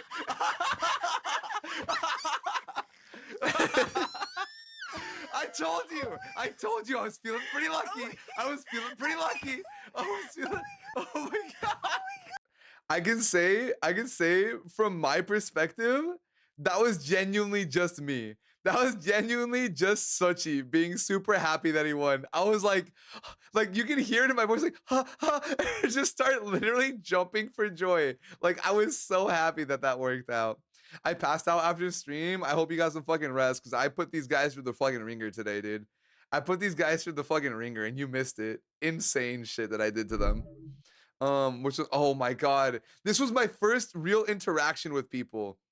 This is my first real interaction with people. Do you want to see it, Tina? Do you want to see it? Tell me, yes or no. Do you want to see it? You want to see what I did? I'm leaving it up to Tina. She gets to pick. She gets to pick if she wants to see it or not. I'm ignoring literally everybody except for I exposed your ass. Appa adopted you. Yes? All right, you guys can blame Tina for this. This is not my fault. I wash my hands of this. I've been having this really weird dream. I see the faces of people that I don't recognize. Flashes of places that I've never been. And memories of somebody that I don't know. Whenever I wake up, it's all gone. But these feelings are so real. I don't understand. I keep imagining adventures I've never been on. Places in the darkest depths and the brightest lights of friends that I never met and a family that I never had. And then there's that person. That one hurts the worst. The laughter. The talks. I can't remember what they tell me, but I know it's important. So why is it that I only get these memories in the moonlight? And when the sun comes up, they're gone. Please, just tell me what it means. Give me my husband's ring back. What's happening to me? And yoop. Anyways. Ow! Ow! That wasn't my fault. Tina asked for this. If I had enough points, I would redeem them with just chanclas. Chewy Minecraft server 1. I need to make that. That's sad and all, but Appa just dapped me up saying Gran deserves it. Let's fucking go. What's it called? This seems dramatic. I'm down for it. Hi, Brit. How you doing? Sachi not invited. No, not with you. What the fuck? What the fuck? I'm working on Mimi's art right now. I'm in tears. Dude, I'm excited to see all the art. 1 second. Let me talk to my associate. Oh my god, not this one, dude. This was my first. This is my first interaction with people. Was Mimi and Kat. Dude, this is so fucked up. Stop it. And I got dirt. 1 second. Let me talk to my associate. What the fuck?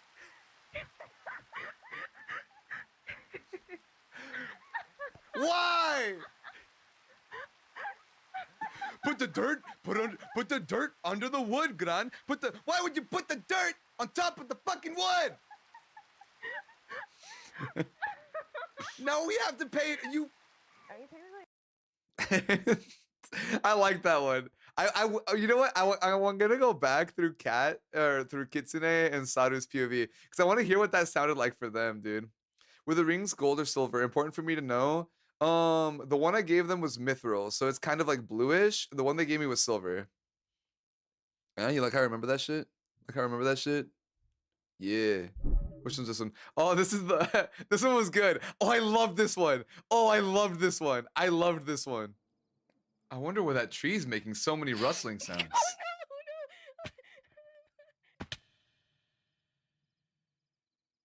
Hello. Hi. How are you? What's going on? Oh, nothing. My daughter was just talking back a little bit, so I had to pull out the discipline. You know how it is. It sounds like domestic abuse. No. Do you beat your daughter with that hoe? No, actually, she told me to hold on to this. As a matter of fact, if she wanted to, she could probably kill me in one strike. I see. All right. You could carry on, sir. I will carry on. Have a good day. You too. Are you happy? Are you happy? Now people are asking. Now people are asking. Dude, it cuts off so perfect. Wait, the cutoff is so perfect. Are you happy? Are you happy? Is this what you wanted? That cutoff was actually so good. What the fuck? For chasing me with a hoe? You gave me the hoe. Your bitch ass gave me the hoe. You're like, you need to hold on to this.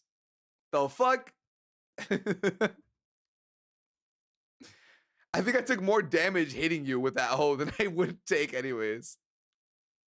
I think every time I hit you, it did damage to me.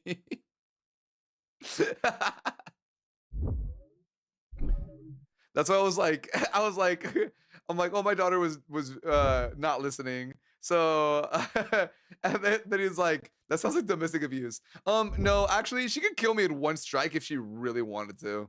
She could fucking murder me if she really wanted to. Sorry, I'm like setting up all the clips right now. I'm pulling them all up right now. Okay, next one. Oh my God, Ote's in one of these. I just saw his very. Oh, there's the B. There's the B. All right. Let's do a few of these. Not to beat me, just asked. Just Abba turning around as Gran keeps chasing them is so fucking funny too. All right. Oh, this is the one with Me? Lear. My bitch ass. My bitch ass. The fuck? Sorted out that we're probably, I don't know, family friendly for the media And we should audience that probably may or make may a not YouTube be. apology at some point too for what we said about the French Canadians. Can we upload it with a black Oops, screen? I wrong feel like redeem. that's can we give that's unfortunate. Tina a refund, por Can you favor? write a song about it? Yeah, can you write a oh, song you know about what? how much we hate French Canadians? Yes, of Well- course. Or I thought it was the apology song. I could do both. I could do. Well, I think we could do the Oh, French Canadian yes, one first, and then maybe- the apology one after. Ah, Dude, Sage and Lear is so Ooh. funny. would Britt, maybe thank you for the theme for our ofrenda. apology song. Yeah. What do you Alright. got? What do you got? I'm spinning a roulette wheel in my mind right now. Let me come up with 3 random words. Toxic. Oh, that's a good one. Okay. Gossip. Okay. That's also a Okay. pretty good one. Okay, okay. And Uh-huh, train. I want. Let's see how we can work those No, into a song. wait. You forgot to include the part where it's not really your fault. There was an external force that you couldn't control, and that in a lot of ways it's wrong of them to blame you. And that you've made a severe and continuous mistake, but it's not your. Oh, it didn't get the black screen part. Damn.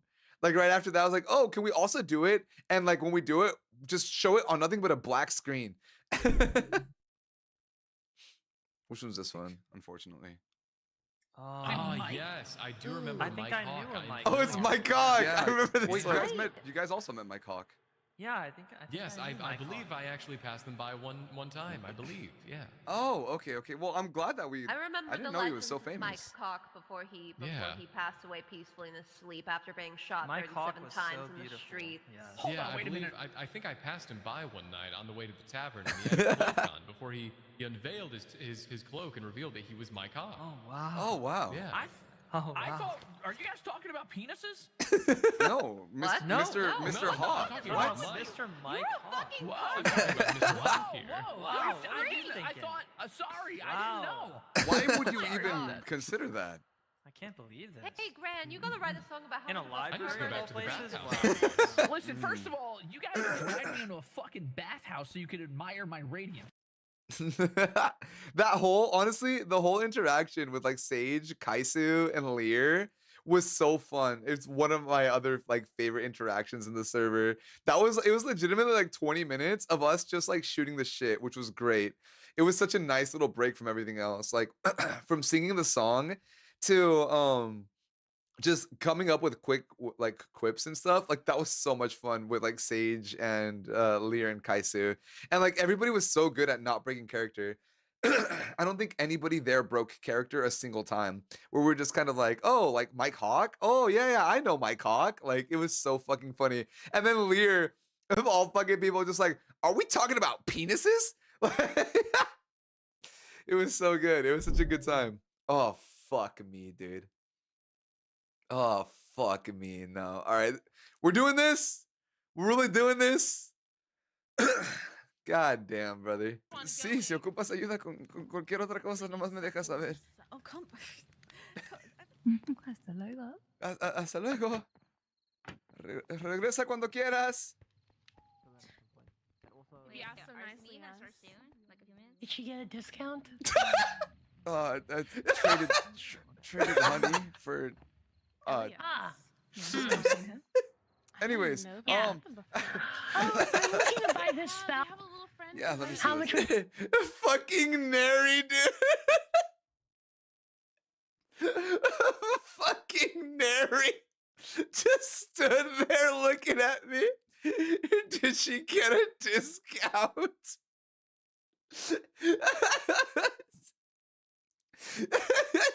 It's so funny because Queen Bee was here for like 20 minutes. Hola muñeca, ¿cómo estás? Bienvenidos.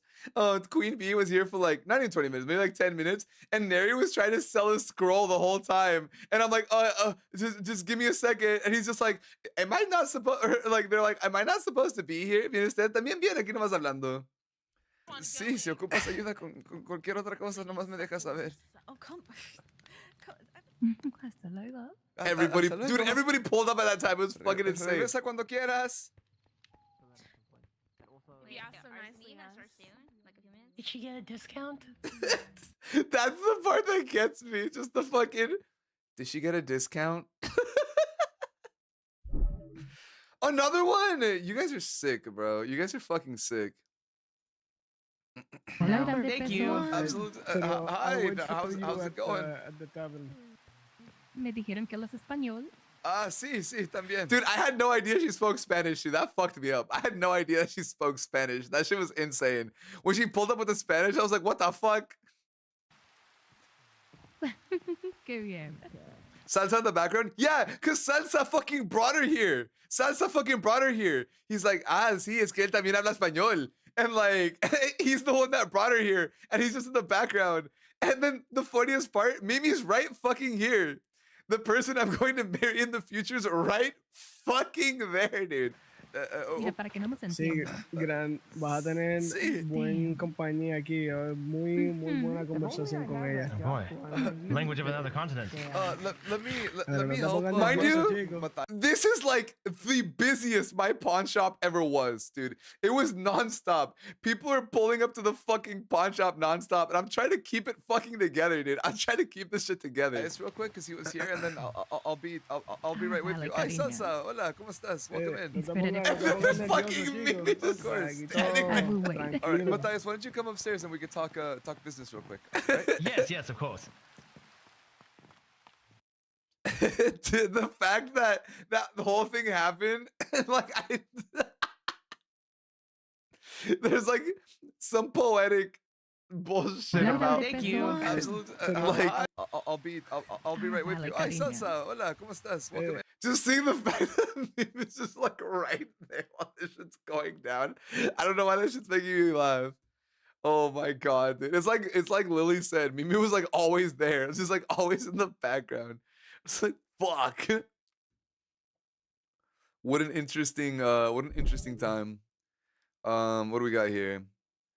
I want an aftercare. This is the aftercare. What do you mean? We're laughing at clips. These are the happy ones. It's actually really crazy and kind of talented of you to be able to put like a squeaky toy inside like that. I think that betrays your amazing craftsmanship. That's really. Oh, this one I lied to Ote and said that. So this zombie plushie, I think Oliver Drowsley gave it to me. I forgot who that was. Oliver Drowsley gave me that plushie before he left because I didn't have much to sell, and I helped him out with something.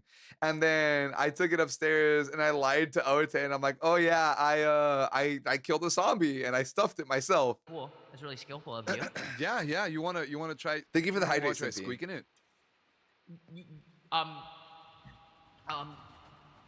Sure. Okay. Did I squeak it? Good. Yeah, I for mean, you, sir. I mean, the Grante crumbs, dude. My baby Ote. Oh, not the fucking. I saw the title, dude.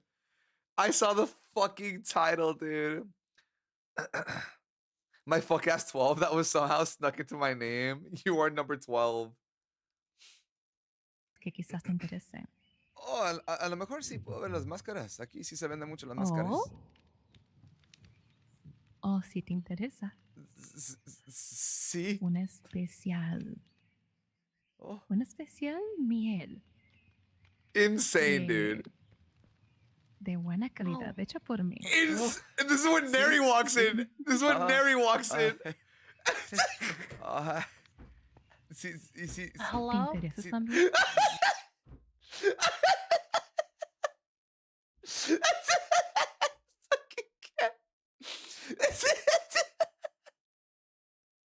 This is a fucking Neri in the background. Fucking hello.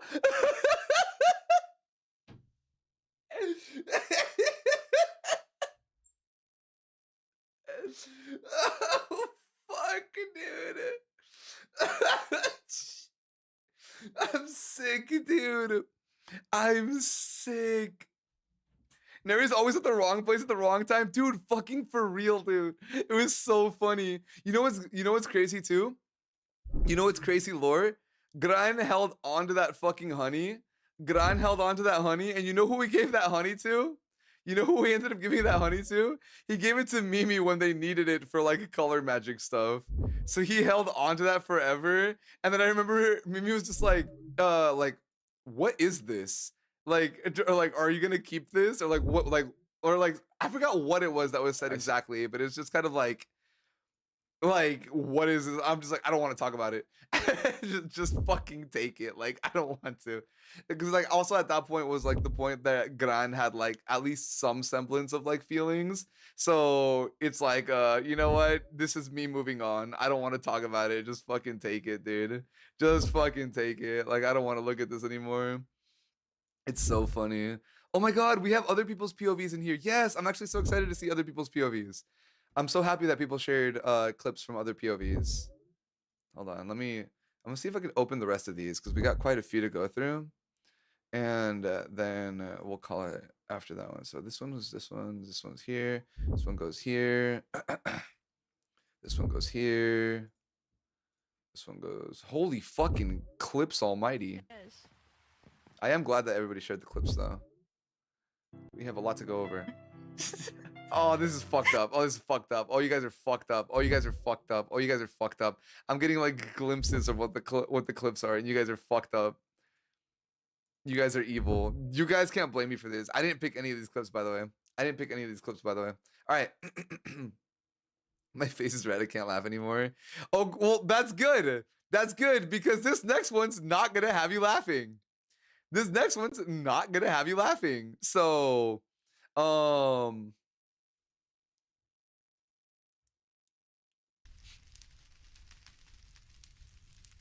everything's gone. Papa's room. Papa's room. Papa's room. Papa's. You wouldn't.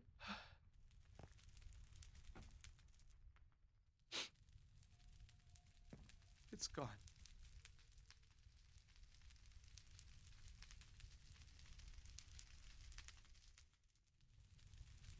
The only thing I have ever built with my own hands.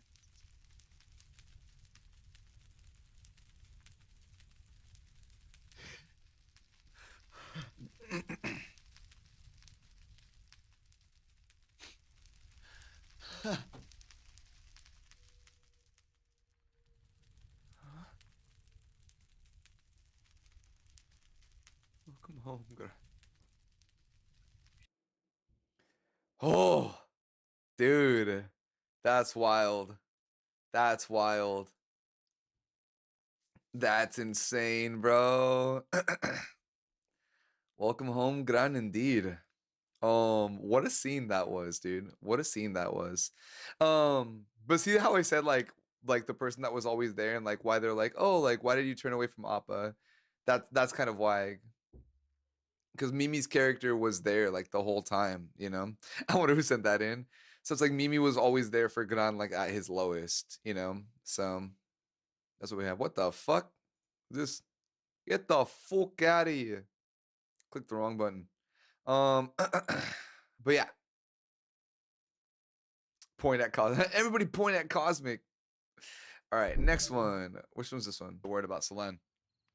He told me about sucking. Yeah, lady sucking. Uh-huh. Oh yeah, yeah. No, sucking. Like an octopus. What? Yeah.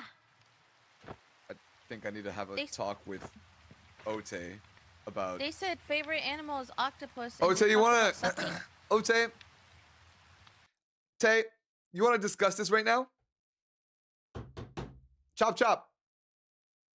Chop chop. What are we doing here? What are we doing here? What are we doing here? Huh? Huh? What are we doing here? Teaching my daughter about sucking an octopus? I just tuned back in. What is this? What is this, huh? Huh? What? Run the clip back. Run the clip back. Apollo. Yo, Apollo. Can we get a shout out for Apollo, by the way? Can we get a shout out for Apollo, please, by the way? Another person that was part of the RP, please give him a shout out. Hi, Apollo. Good to see you. Welcome in. Welcome in. We're shouting, or we're calling out Tay for teaching Appa about sucking an octopi. Selene. He told me about sucking. Yeah, lady sucking. Uh-huh. Oh yeah, yeah. No, sucking. Like an octopus. What? Yeah. I think I need to have a talk with Ote about. They said favorite animal is octopus, and they talked about sucking. He meant the suction cup. Yeah, likely story. Likely story. My son did nothing wrong. There's video evidence, Apollo. There's video evidence. Why is it every time I see you, you're in trouble? Can you ground this kid? Can you ground this kid? In trouble in character, in trouble out of character. Leave Ote alone. That sounds like Ote. Okay. All right. This is the price of business, I suppose. We're gonna have a serious talk, you and I. We're gonna have a serious talk right now, you and I. I can't believe this. I can't believe this. I can't believe you've done this. Now you're blocked is crazy. Have things in a very simple way and live a very simple apple life. Why is the fruit talking to an old Well, man? Believe he I'm gets not it a from his other fruit! dad. I'm not old. I don't know what you just said. He's old. When like 45 is almost half. Mr. Grant, don't listen to them. It looks like his back is like about to Thank you. break. It's okay. It's okay. My knees won't be. The deep is crazy. The deep is crazy. What the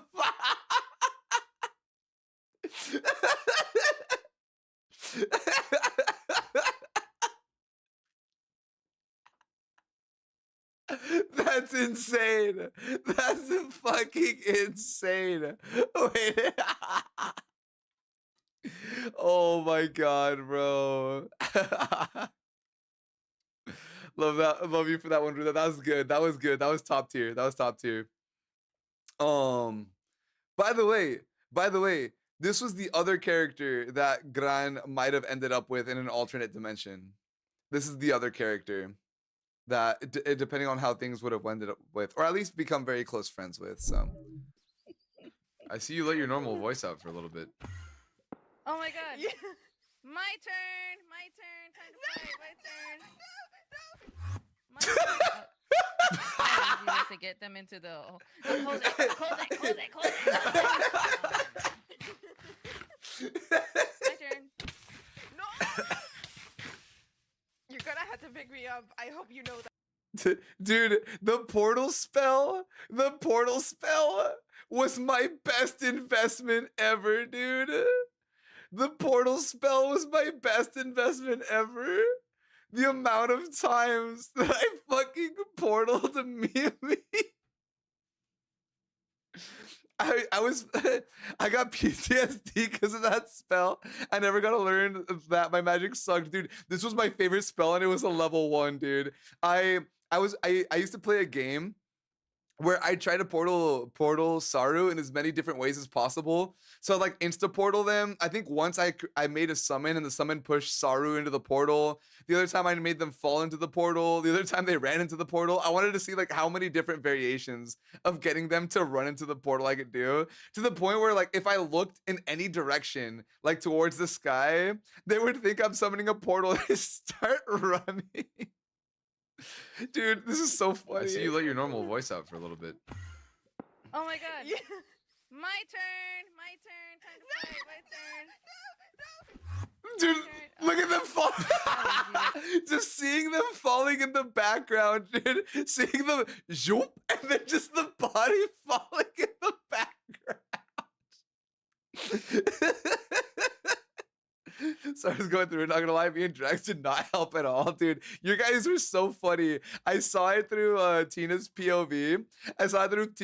Your guys' divorce chat or whatever the fuck, your guys' argument in the castle, couples therapy or whatever.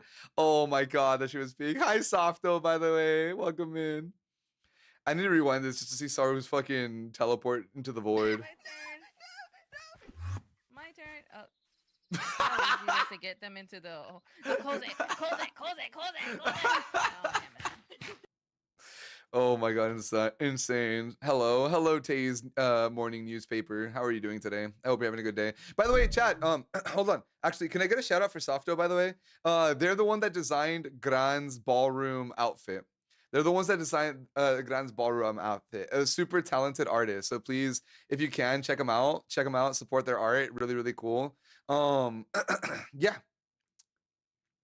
Now run before he decides to show it to you. I'll pull it up. I swear to God. I'll pull it up. Softo mascot comms open now. Mascot comms open now.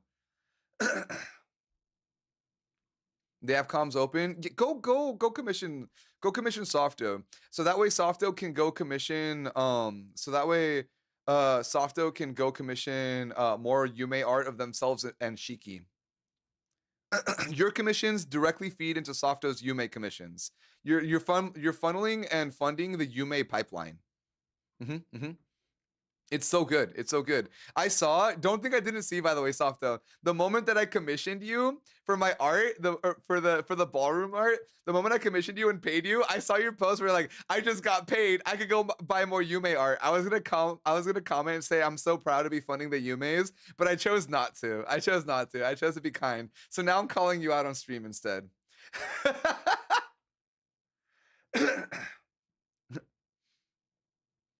They're funding me, Yume out at my Tomodachi life. I got you, gang. Don't even trip. No, it was my actual payday. Yeah, likely story. Whatever, dude. My money went to funding more Yume art of you and Shiki. So fuck it, we ball. Everybody should get paid to Yume now. I'm good. Shut up. Let me see your head. Oh. There. I'm about to send you my nomina. This is slander. This is so cheeky if I squint. Right? But Appa's fine now. Oh, this is Appa head pats. No more of that. Okay. Okay. Actual Papa Sochi, yeah. One of the few times I actually got to be like caring. Which one's this one? Oh. No. I don't even have it. I don't even have it. No. I already got rid of it. It's not here. It's gone. Context, this is when I took away their liquid fent. I just want you guys to know what's going on here. This is what's going on. They're crying because I took away their liquid fentanyl. All right? So it's gone. No. I already got rid of it. Not the Fent arc, dude. So insane, Apollo. It's already gone. Thank you so much for taking away the liquid Fent from them, by the way. I really appreciate you taking away the liquid Fent from them. Thank you. I appreciate it. I think that's like the first time we interacted was when you came up to me and you're like, hey, father to father, I just want you to know I took this away from Appa. Here you go. Keep it away from them. And I was like, dude, thank you so much. I really appreciate it. And you were immediately like, you're like, I'm so sorry for what my husband Drags did. I had to take it. I had to take. Yes, I remember that, dude. I remember you're like, I'm so sorry for my husband, Drags. I really apologize. I want you to know I'm so sorry. I did my best. And then Drags shows up. Drags shows up and he's like, Appa, let's go get some beer. And you're like, Drags, please, you need to go. You're making things worse. And I think at this point, I had told Apollo, I was like, look, I know I'm weak. I have 600 gold in my pocket to pay somebody to kill that man. So you deal with this. And he's like, Apollo, or he's like, oh, Drags, you're making this worse. We need to live right now. We need to live right now. It was so fucking funny, dude. But yeah, I remember that was such a funny interaction just with Apollo. Like, I have 600 gold in my pocket and I'm going to make that man disappear. Oh my god. I'm like, I can't fight him, but I can pay Lady Luciana to kill his ass. I legit told Drags about it. He goes, how much do you think my life is worth? Dude, all I had to do was tell Lady Lucy. All I had to do was tell Lady Lucy that Drags was selling Appa liquid fan. She would have done it for free. That's so fun. Dude, you two are hilarious, honestly. You guys are fucking hilarious. I wish I got to interact with you guys more. The few number of interactions I had with you guys was actually so much fun. I don't need anything. You focus on Ote, focus on Mimi, focus on everyone else. Make sure they're safe. Don't need anything from people who have white eyes. Don't do anything stupid. I can take care of myself. Have been for years. I understand you're worried, but Papa. Breathe. I wonder who sent this. I'm fine.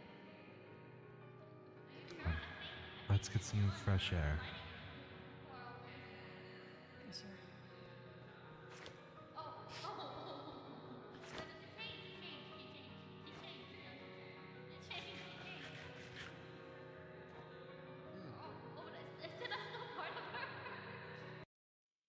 Oh, dude. That was like the last time I talked to Appa before the pawn shop got burnt down too. Wild. Oh, this is Mary's POV. Wait, I'm curious. I'm sorry. That was supposed to be an inside tune. I'm zooming in and out of your face. My face. Lyle, booty goes for a mile. I should make a music video. Yes, I love that part. Gran, he is Kaz, when I catch you, Kaz. I love him, but I'm gonna murder him. Oh my god, dude. Lyle, booty go for a mile. I love Mary. She's so fucking funny, dude. I love Mary. Oh my god, yes, dude. Hold on, while I'm already here, let me give her a shout out. Mary's so funny. I love her. I love her to death. She's so great.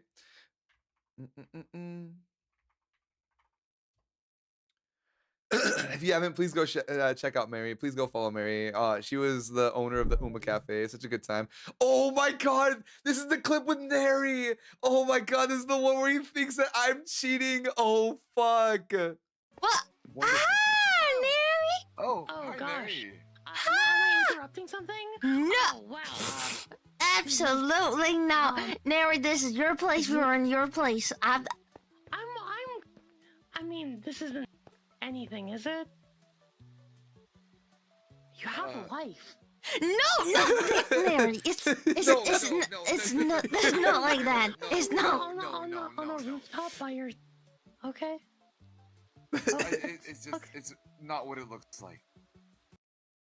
That was so good, dude. That was so fucking good. It cuts off before it, but I think Neri right after that's like, I keep catching you in awkward situations. And I'm like, then stop it. Fucking stop. This isn't my fault. You have a no, dude. Neri's one-liners are so good. Neri's one-liners are so good. Hello? Did she get a discount? You have a wife. Like, dude, Neri's so fucking funny. I don't think I ever directly interacted with him. It's just like these little fucking one-liners. Neri's so good. Neri is so good. Drink before it don't work well. Sold to Appa for 8 gold. Appa Okay. I cannot believe this. Did Appa just buy liquid Fent? I cannot Appa believe what? I'm so surprised you didn't even try.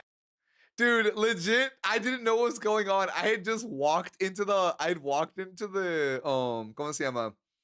I'd walked into the auction and I see that Appa had bet 8 gold. Oh, look, it's the evil vet Mary! Welcome in!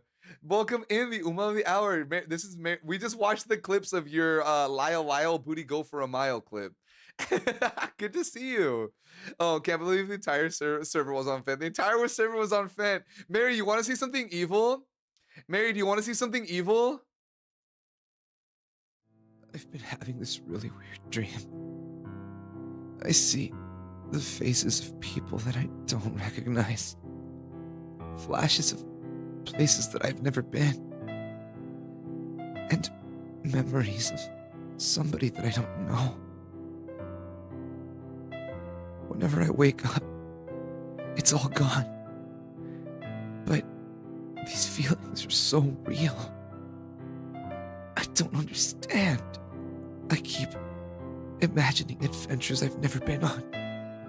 Places in the darkest depths and the brightest lights of friends that I never met and a family that I never had. And then there's that person. That one hurts the worst. The laughter. The talks. I can't remember what they tell me, but I know it's important. So why is it that I only get these memories in the moonlight? And when the sun comes up, they're gone. Please, just tell me what it means. Give me my husband's ring back. What's happening to me?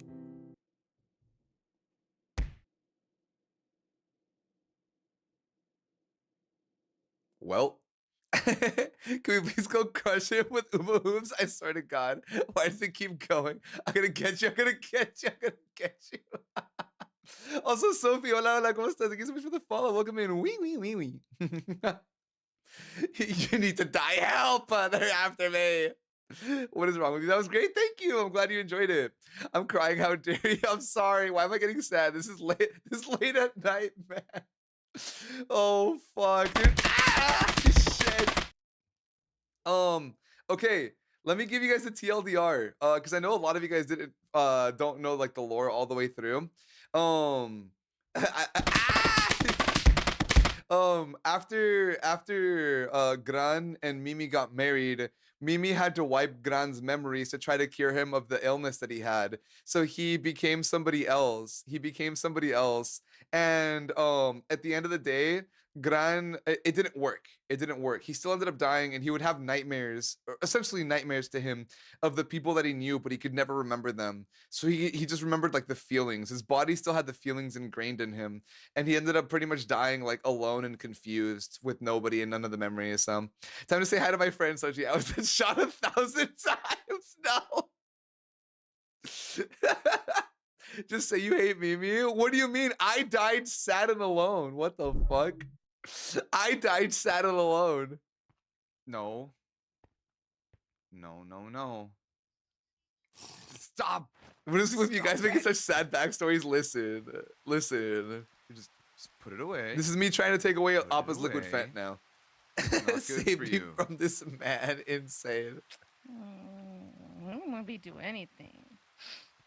Just because I don't let you take liquid, I let you go out and do whatever you want. Is that another pet? No. You got another pet? There's so much happening here. You hate Mimi? I do not hate. Literally, my character gave his life like literally over to Mimi. said, my life has been yours. Warwick telling me his backstory about Bread Boy legit made me tear up. You guys are so good at this. Wait, I want to know the backstory. I don't know his backstory.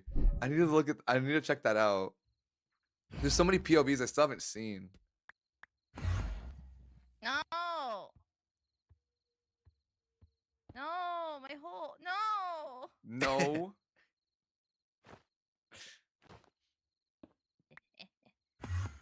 No. Appa, stop it.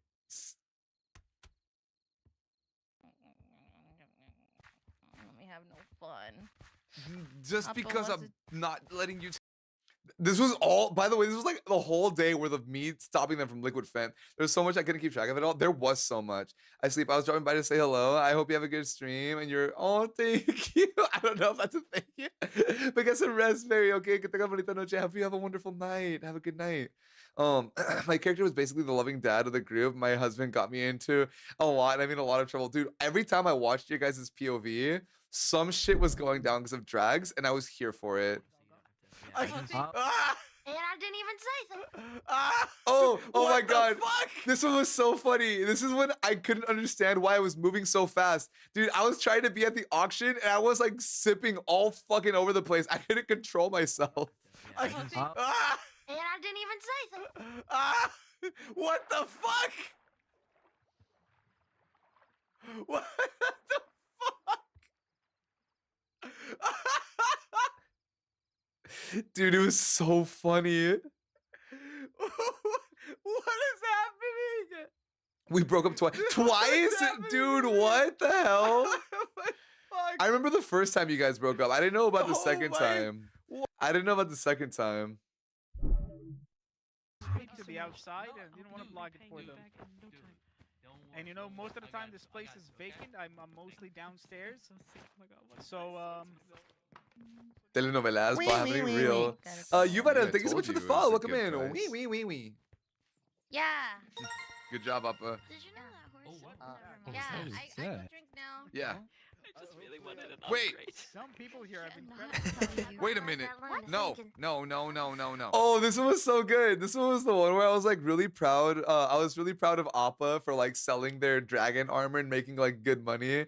And they're like, they still had the Liquid Fent, and they're like, oh, I'm gonna go drink now. I'm like, okay. And I thought about it, I was like, wait a minute. No. I had to chase after her to get the fucking liquid back. What's this one? Oh my.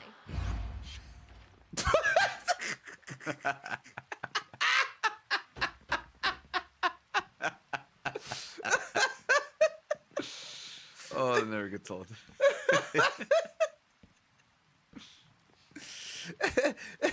Do you need help with anything right now?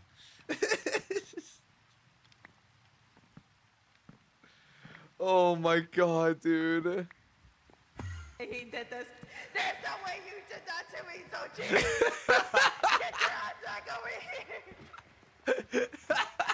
here. Got so mad they broke character, dude. Real. I dropped them off in the middle of fucking nowhere.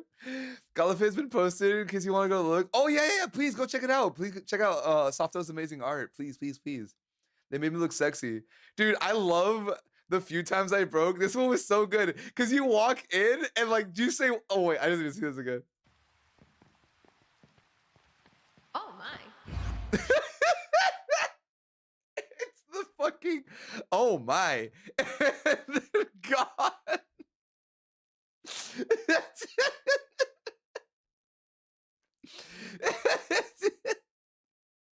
Straight broke character. I'm gonna get you, Sachi.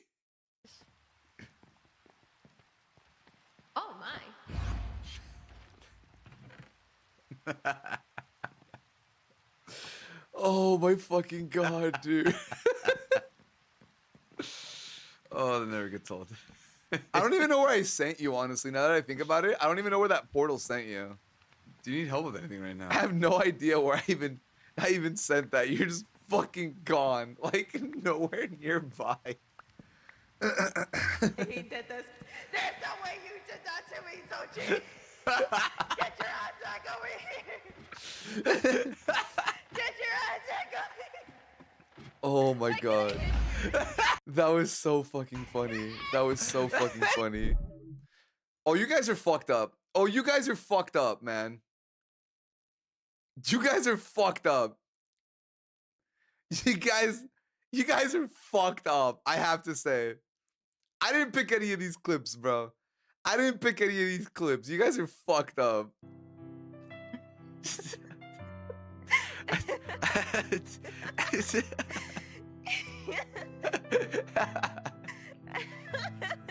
You shot Come on, first. that's not how you dance. I think it was back to best friend. Oh, okay. Asuna, hola, ¿cómo estás? Welcome in.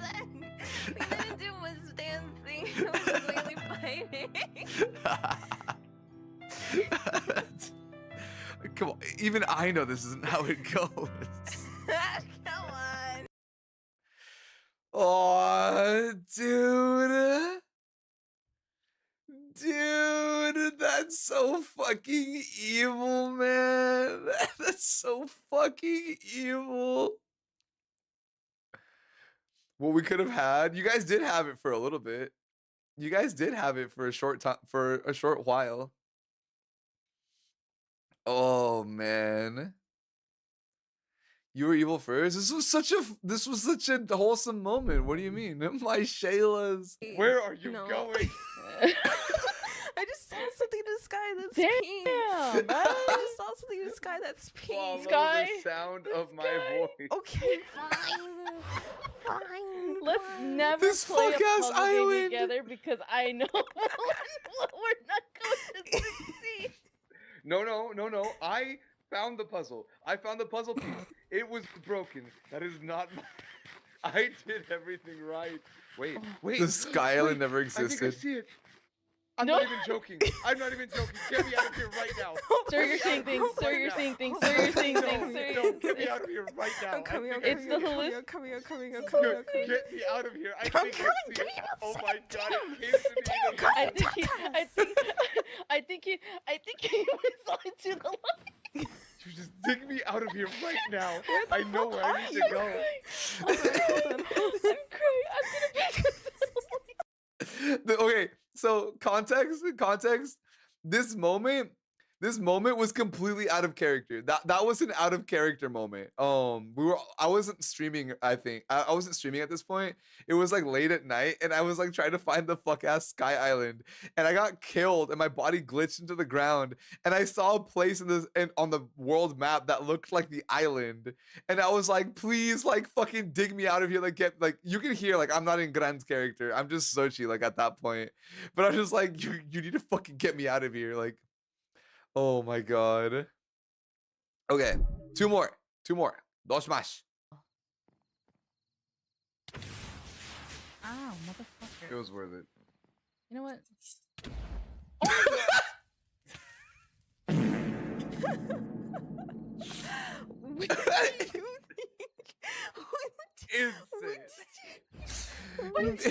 Me getting fucking one shot into the fart sound is vile. Fuck you guys. What the hell? That's fucked up. Literally one shot into the fucking fart sound. I'm dead. Ow, motherfucker. It was worth it. You know what?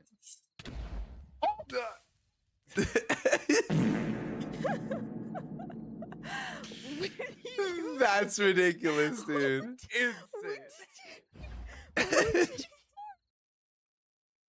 The old fart finally died. I'm fucking sick, dude. Last one. What the fuck? Hold on, let me scoot my ass over. Alright. Last clip. Oh, it's the same one. Ow, I guess it was the same one. Okay. Oh, alright. We did it. We made it through all of the clips, chat. We made it through everything. Ooh, baby. Okay. It's almost going to be time for me to end. I'm probably going to be ending here soon. But I do want to ask, I know I answered the questions on Discord. Are there any questions that you guys still have for me? 3 hours and 30 minutes doesn't feel long. I know after going for 10 hours, it's like, You guys were so spoiled for me. Hola, Yara, ¿cómo estás? Does anybody have any questions for me that I might not have answered, or some thoughts about Gran, or anything that you guys are curious about that I might be able to answer at this point, or anything like that at all? I'd be more than happy to like look into them and stuff. Cansada, I got class in the morning. Fuck.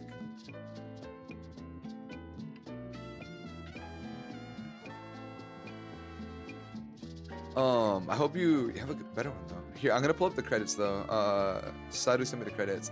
What would Gran's last words or thoughts be before he passed away? Let's see. Last words or thoughts before he passed away. I wish I knew you. Because at that point, he'd been having dreams of that person for so long. For so long. His last words, probably before he died, finally would have been, I wish I knew you. I wish I got to know you. Wee, wee, wee, wee. Oh, wee, wee, wee, wee. Kohimil, hola, hola, ¿cómo estás? Thank you so much for the follow. Welcome everyone. Good to see you. Good to see you. Dots. Dude, so many sacrifices today. But yeah, that would have been his last words. Here's the credits, by the way, for everybody that was involved in the server. I'm gonna leave these up for a moment here. For everybody that was involved, all the leaders, everybody involved, everybody who did everything. I like have questions, but I don't know how to put it correctly. Everyone pretty much had good ass questions. Yeah, no worries, no worries. I'd be more than happy to do like what ifs or anything like that as well. Thank you for all your hard work. This was just such a full 3 weeks. I'm glad that you guys enjoyed, honestly. It was a lot of work, but I think for me it was super worth it. I had a great time playing Gran. I said it before. I sent Tay his sappy message before he fucking put my ass on TMZ. But especially like I'm super grateful that I got to interact with the people that I did. I'm super grateful for everybody that I got to roleplay with. Everybody was so kind and so nice to me. I had a great time. Saru was wonderful. Tina was wonderful. Of course, Tay, Mary, Mushi, everybody got to interact with was absolutely wonderful, and I had such a good time. I think I mentioned. I don't think I mentioned this on stream. I don't think I mentioned this on stream, but I was really grateful to both Tina and Saru for the roleplay, and Tay honestly as well. That in interactions, that nobody picked the. I don't want to say nobody, but like for the most part, everybody was so loyal to what their character would do. Nobody picked the easy decisions. Like there were so many times where like Tina or Saru or Mimi and Appa could have made a choice that would have made life easier for Gran, or made decisions that would have influenced the roleplay to a more like streamlined view, but instead picked and stayed true to what their characters would do, and forced us to always keep thinking on our feet. Like there was never a guaranteed answer of how the day would end, and I think that was very exciting for me. It was a lot of fun. I was only able to lurk and come, but I'm so glad everyone loved it, and I got so many who's interested in both Touchy and Tay. I'm glad. Thank you for your support, like always. Do you think it could have been possible for Gran to relearn his memories or relearn who he is / was? Not sure if this was act. I would say no. I would never want Gran to regain his memories. I don't like the trope of giving something up and then getting something back, you know? Like, I think that decisions need to have permanent consequences, especially big and impactful decisions like that. Like, it needs to be permanent. Like, so for example, like Saru said before, we didn't discuss any RP elements beforehand. Like we never knew how the day was gonna go. So when they threw the magic at me for the paint, for the color magic, I could have easily just been like, wow, I'm cured and I remember who I am. Or I could have been like, this had no effect on me. You know, it did absolutely nothing. But I think it was like so painful because of that. You know, like decisions need to be permanent. So I don't think he would have ever relearned it, which is why I gave him the ending that I did. Because I think it's a lot more tragic to think like after everything he went through, he finally regained his confidence in himself. He found somebody that he genuinely loved and wanted to be happy with, that he gave up his memories, the one thing he valued. And if you read Kali's last notes about the final dawn, is that it's that you live as long as you're remembered. But like Gran or Kali, he didn't remember anybody. He died like alone and couldn't remember anything, and that was such a curse. But yeah, thank you for the head pat. RP had great synergy all around. Absolutely. Kept seeing you on TikTok, but always forgot to come by your Twitch because the algo really wanted me to follow you. Yo, no, you're fine. Thank you so much for the follow. I'm glad to have you over here, Kohi. Thank you. You just need that kiss to bring back the memories. That would never happen, is which would suck too. Because I didn't know how Mimi was gonna react either. I wrote, if you guys read the book that I wrote,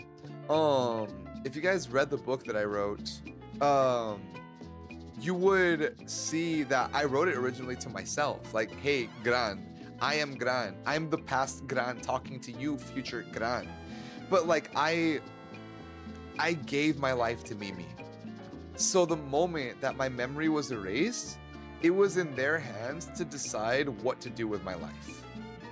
You know, like my life, as far as I was concerned, belonged to them.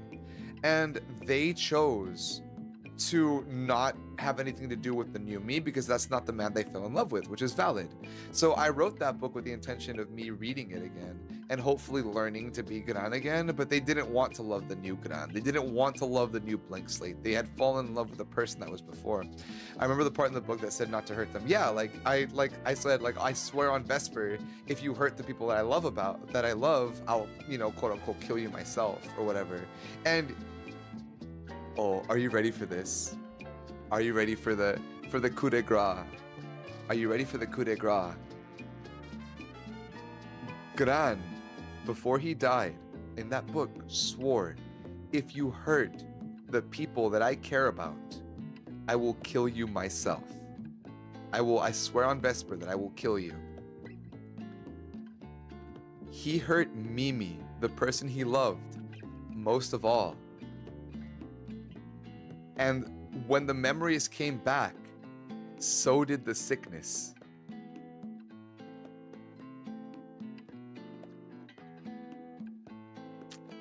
Yup.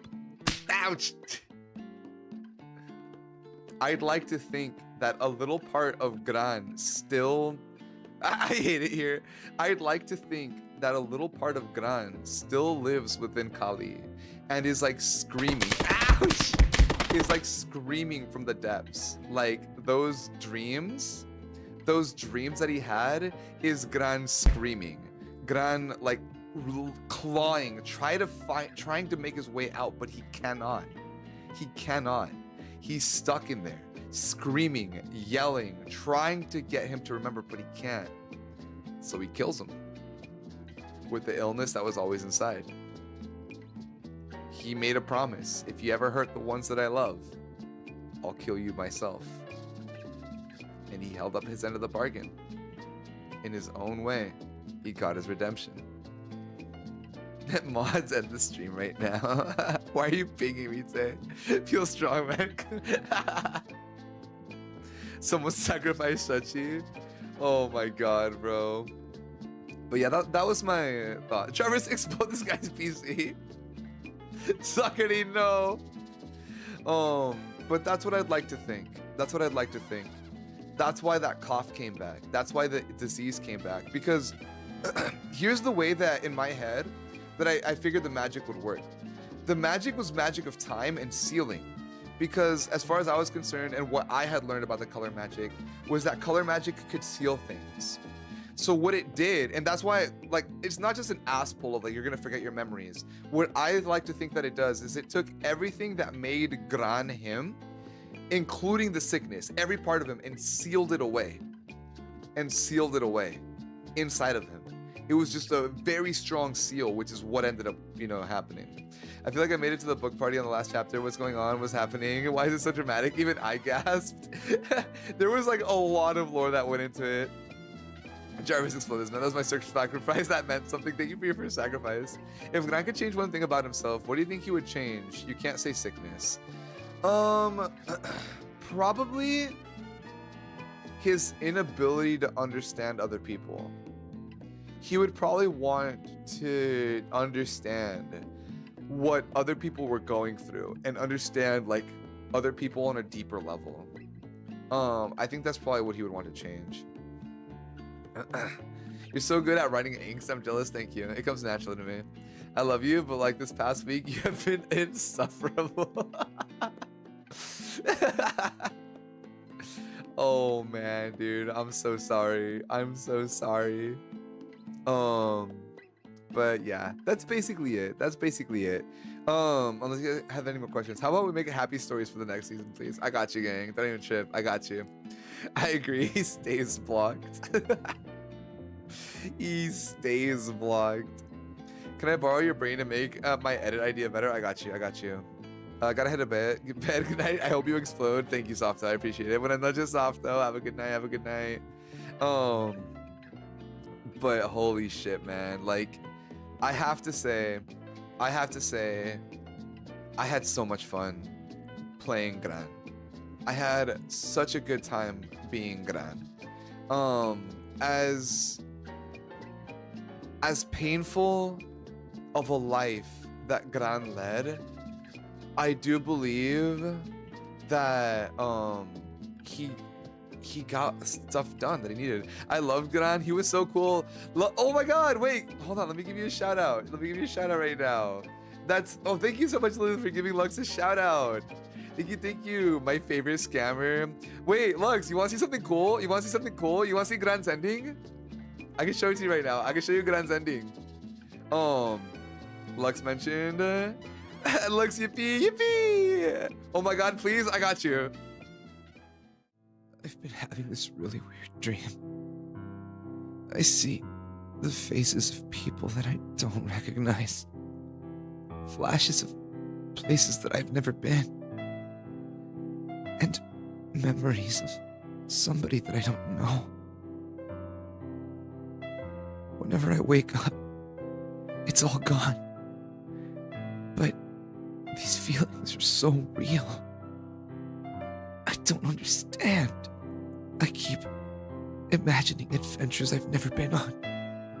Places in the darkest depths and the brightest lights of friends that I never met and a family that I never had. And then there's that person. That one hurts the worst. The laughter. The talks. I can't remember what they tell me, but I know it's important. So why is it that I only get these memories in the moonlight? And when the sun comes up, they're gone. Please, just tell me what it means. Give me my husband's ring back. What's happening to me? I'm gonna sob. I'm so sorry. I'm so sorry. Euthanize him. They're getting me. Bring him back to euthanize him again. He's not sorry. Pinche pendejo, ya vete a dormir. Oh my god. I don't. Ugly crying. I missed the entire plot with Mimi. I'm so upset. Oh, I'm so sorry. W producing, W editing. What the fuck? Thank you, Kitsu. Thank you. I'll give you the TLDR. So, Gran and Mimi got married. But Gran had an illness. Gran had unfollows because why? Gran had an illness. The only way to cure it was for Mimi to use color magic, which would seal away the memories of the person that Gran was, along with the illness. So Mimi ended up casting that spell on Gran, which is when they told him like, give me my husband's ring back, because they didn't want to fall in love with a new person. And then Gran's epilogue was basically like, that he had to wander the atelier alone and ended up leaving on his own until eventually like he had dreams of all the people, but he couldn't remember them. So he, like all of the people that he met, Appa, Mimi, Ote, Mary, like everybody that he met, he just had like dreams of them until eventually, ow, the illness came back regardless. So at the end of the day, he ended up dying pretty much just like alone because of that. So you're, what the heck? You're so evil for this. I'm so sorry. I've been putting my chat through a lot these last 2 weeks. I've been putting them through a lot these last 2 weeks. Sorry, I'm burning them proud through. Stop. I finished my art perfect, not gonna lie. It's supposed to be going to the Chiwis. Oh shit.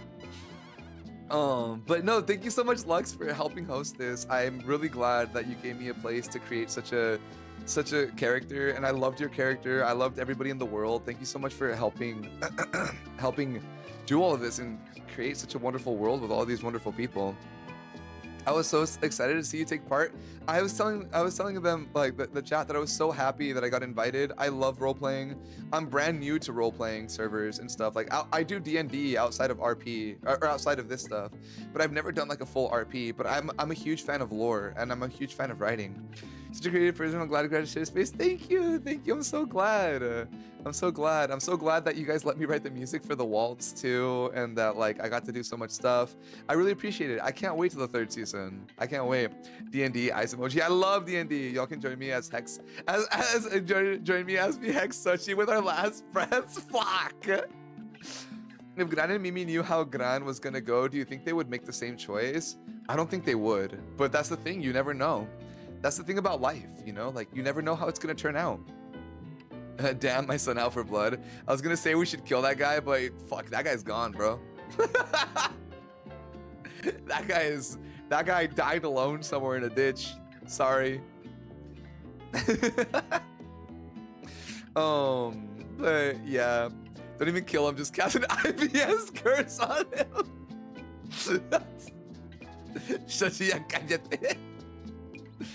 Always sad lore with you. I love sad lore, man. I love sad lore. Not even in a bed. No. There was a thought of killing off my character as well, and then people started dropping like flies. Yeah, dude. People started dropping. I thought about making my character live, but I didn't want him to continue. I think like death was the best way for him to just kind of leave, you know. And I also didn't want to be a main character kind of person. I didn't want to die on screen. I thought of, honestly, Mimi gave me that potion that turns you to a god. I thought of taking that potion and going out in a blaze of glory because my character always wanted to be a brave warrior. But I'm like, he doesn't deserve that. He doesn't deserve a blaze of glory. He deserves like an off-screen death, you know? Which was great because I feel like it led to some of my like favorite acting that Mimi and I were able to do on the very last day. If you can't die round 3. When Tummy Pain comes back, all of a sudden all fours fours. Fuck! You really just said he deserves to die alone. That's crazy.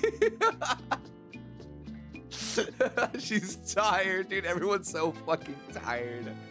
Everybody's so tired, man.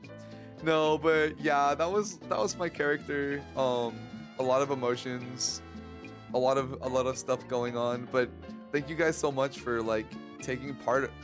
Thank you so much, everybody, for taking a part of me for the fuck, dude, I can't even speak. Taking part in this with me for the last 2 weeks. I had genuinely so much fun. I loved playing the character of Gran. I loved playing the character of Gran so much. For all of his imperfections, and all of the mistakes that he made, I'm glad that he got to find love. I'm glad, not only love for other people, I'm glad that he got to find a love for himself. He was able to get over his trauma about his friends and find somebody that he could truly call his own. And I do believe in those last few days, like before he died, well, not before he died, in those last few days before he was erased, I do believe he was genuinely happy. Like, some of the happiest moments for him were learning how to cook for his partner, and learning, like sharing a space and being together. Like those last few days in that man's life were the best moments, the absolute best moments, and he would have cherished them forever. Super memorable. Thank you. You did a fantastic job. Thank you. You too, Apollo. Honestly, you too. Everybody deserves their flowers. Story was so good. I had a fucking dream about me being glad I have a game in my brain. Oh my god. We should have a dad's night out. Can we please? Can we please, Apollo? That'd be so much fun. I would love to do something like that. That'd be so much fun. Holy shit, man. That would be great. I've been listening to this for a while. I've been working, but if you're gonna rest, buenas noches, Kitsu. Don't worry, we're about to end right now too. I'm about to raid out in just a little bit. But genuinely, thank you all. Thank you to all of you for being a part of this with me. You made this very special. You made this very special, and Gran will honestly live in my heart forever. I know I joke about him going through shit and being in pain, but I genuinely do feel like I felt a lot of that pain that he went through, and to act it out, I feel like I had to go through all those emotions and all of those experiences and stuff. So thank you guys so much for being along with me on all of that and supporting me. I really hope to be a part of future RP things because I just have a blast with it. But for now, I need to rest. And just like Gran is finally... I would like to say this for a happy ending. I do like to believe that after Gran passed away, he finally got to meet with Kali. And they were finally able to talk. And they were finally able to just kind of share a drink and eat together.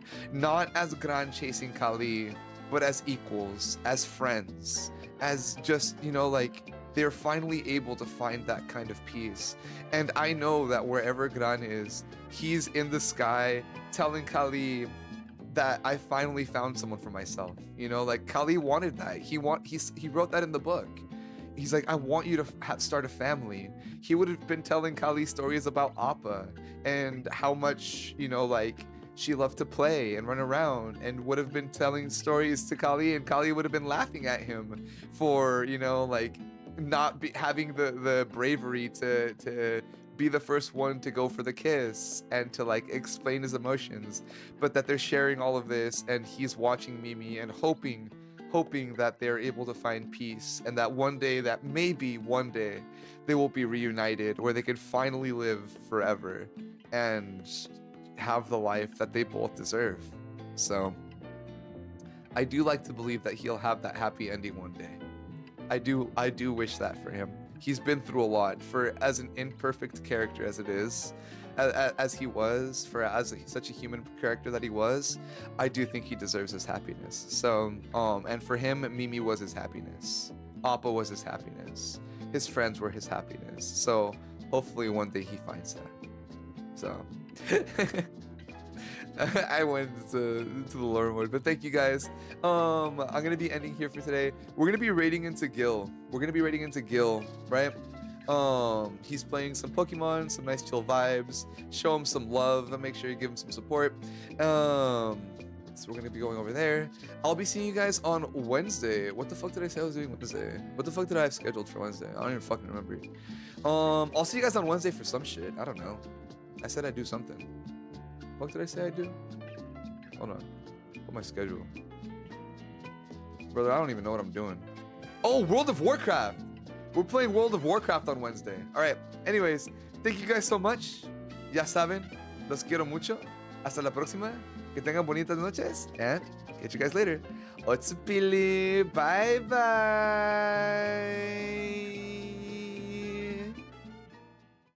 I've been having this really weird dream. I see the faces of people that I don't recognize.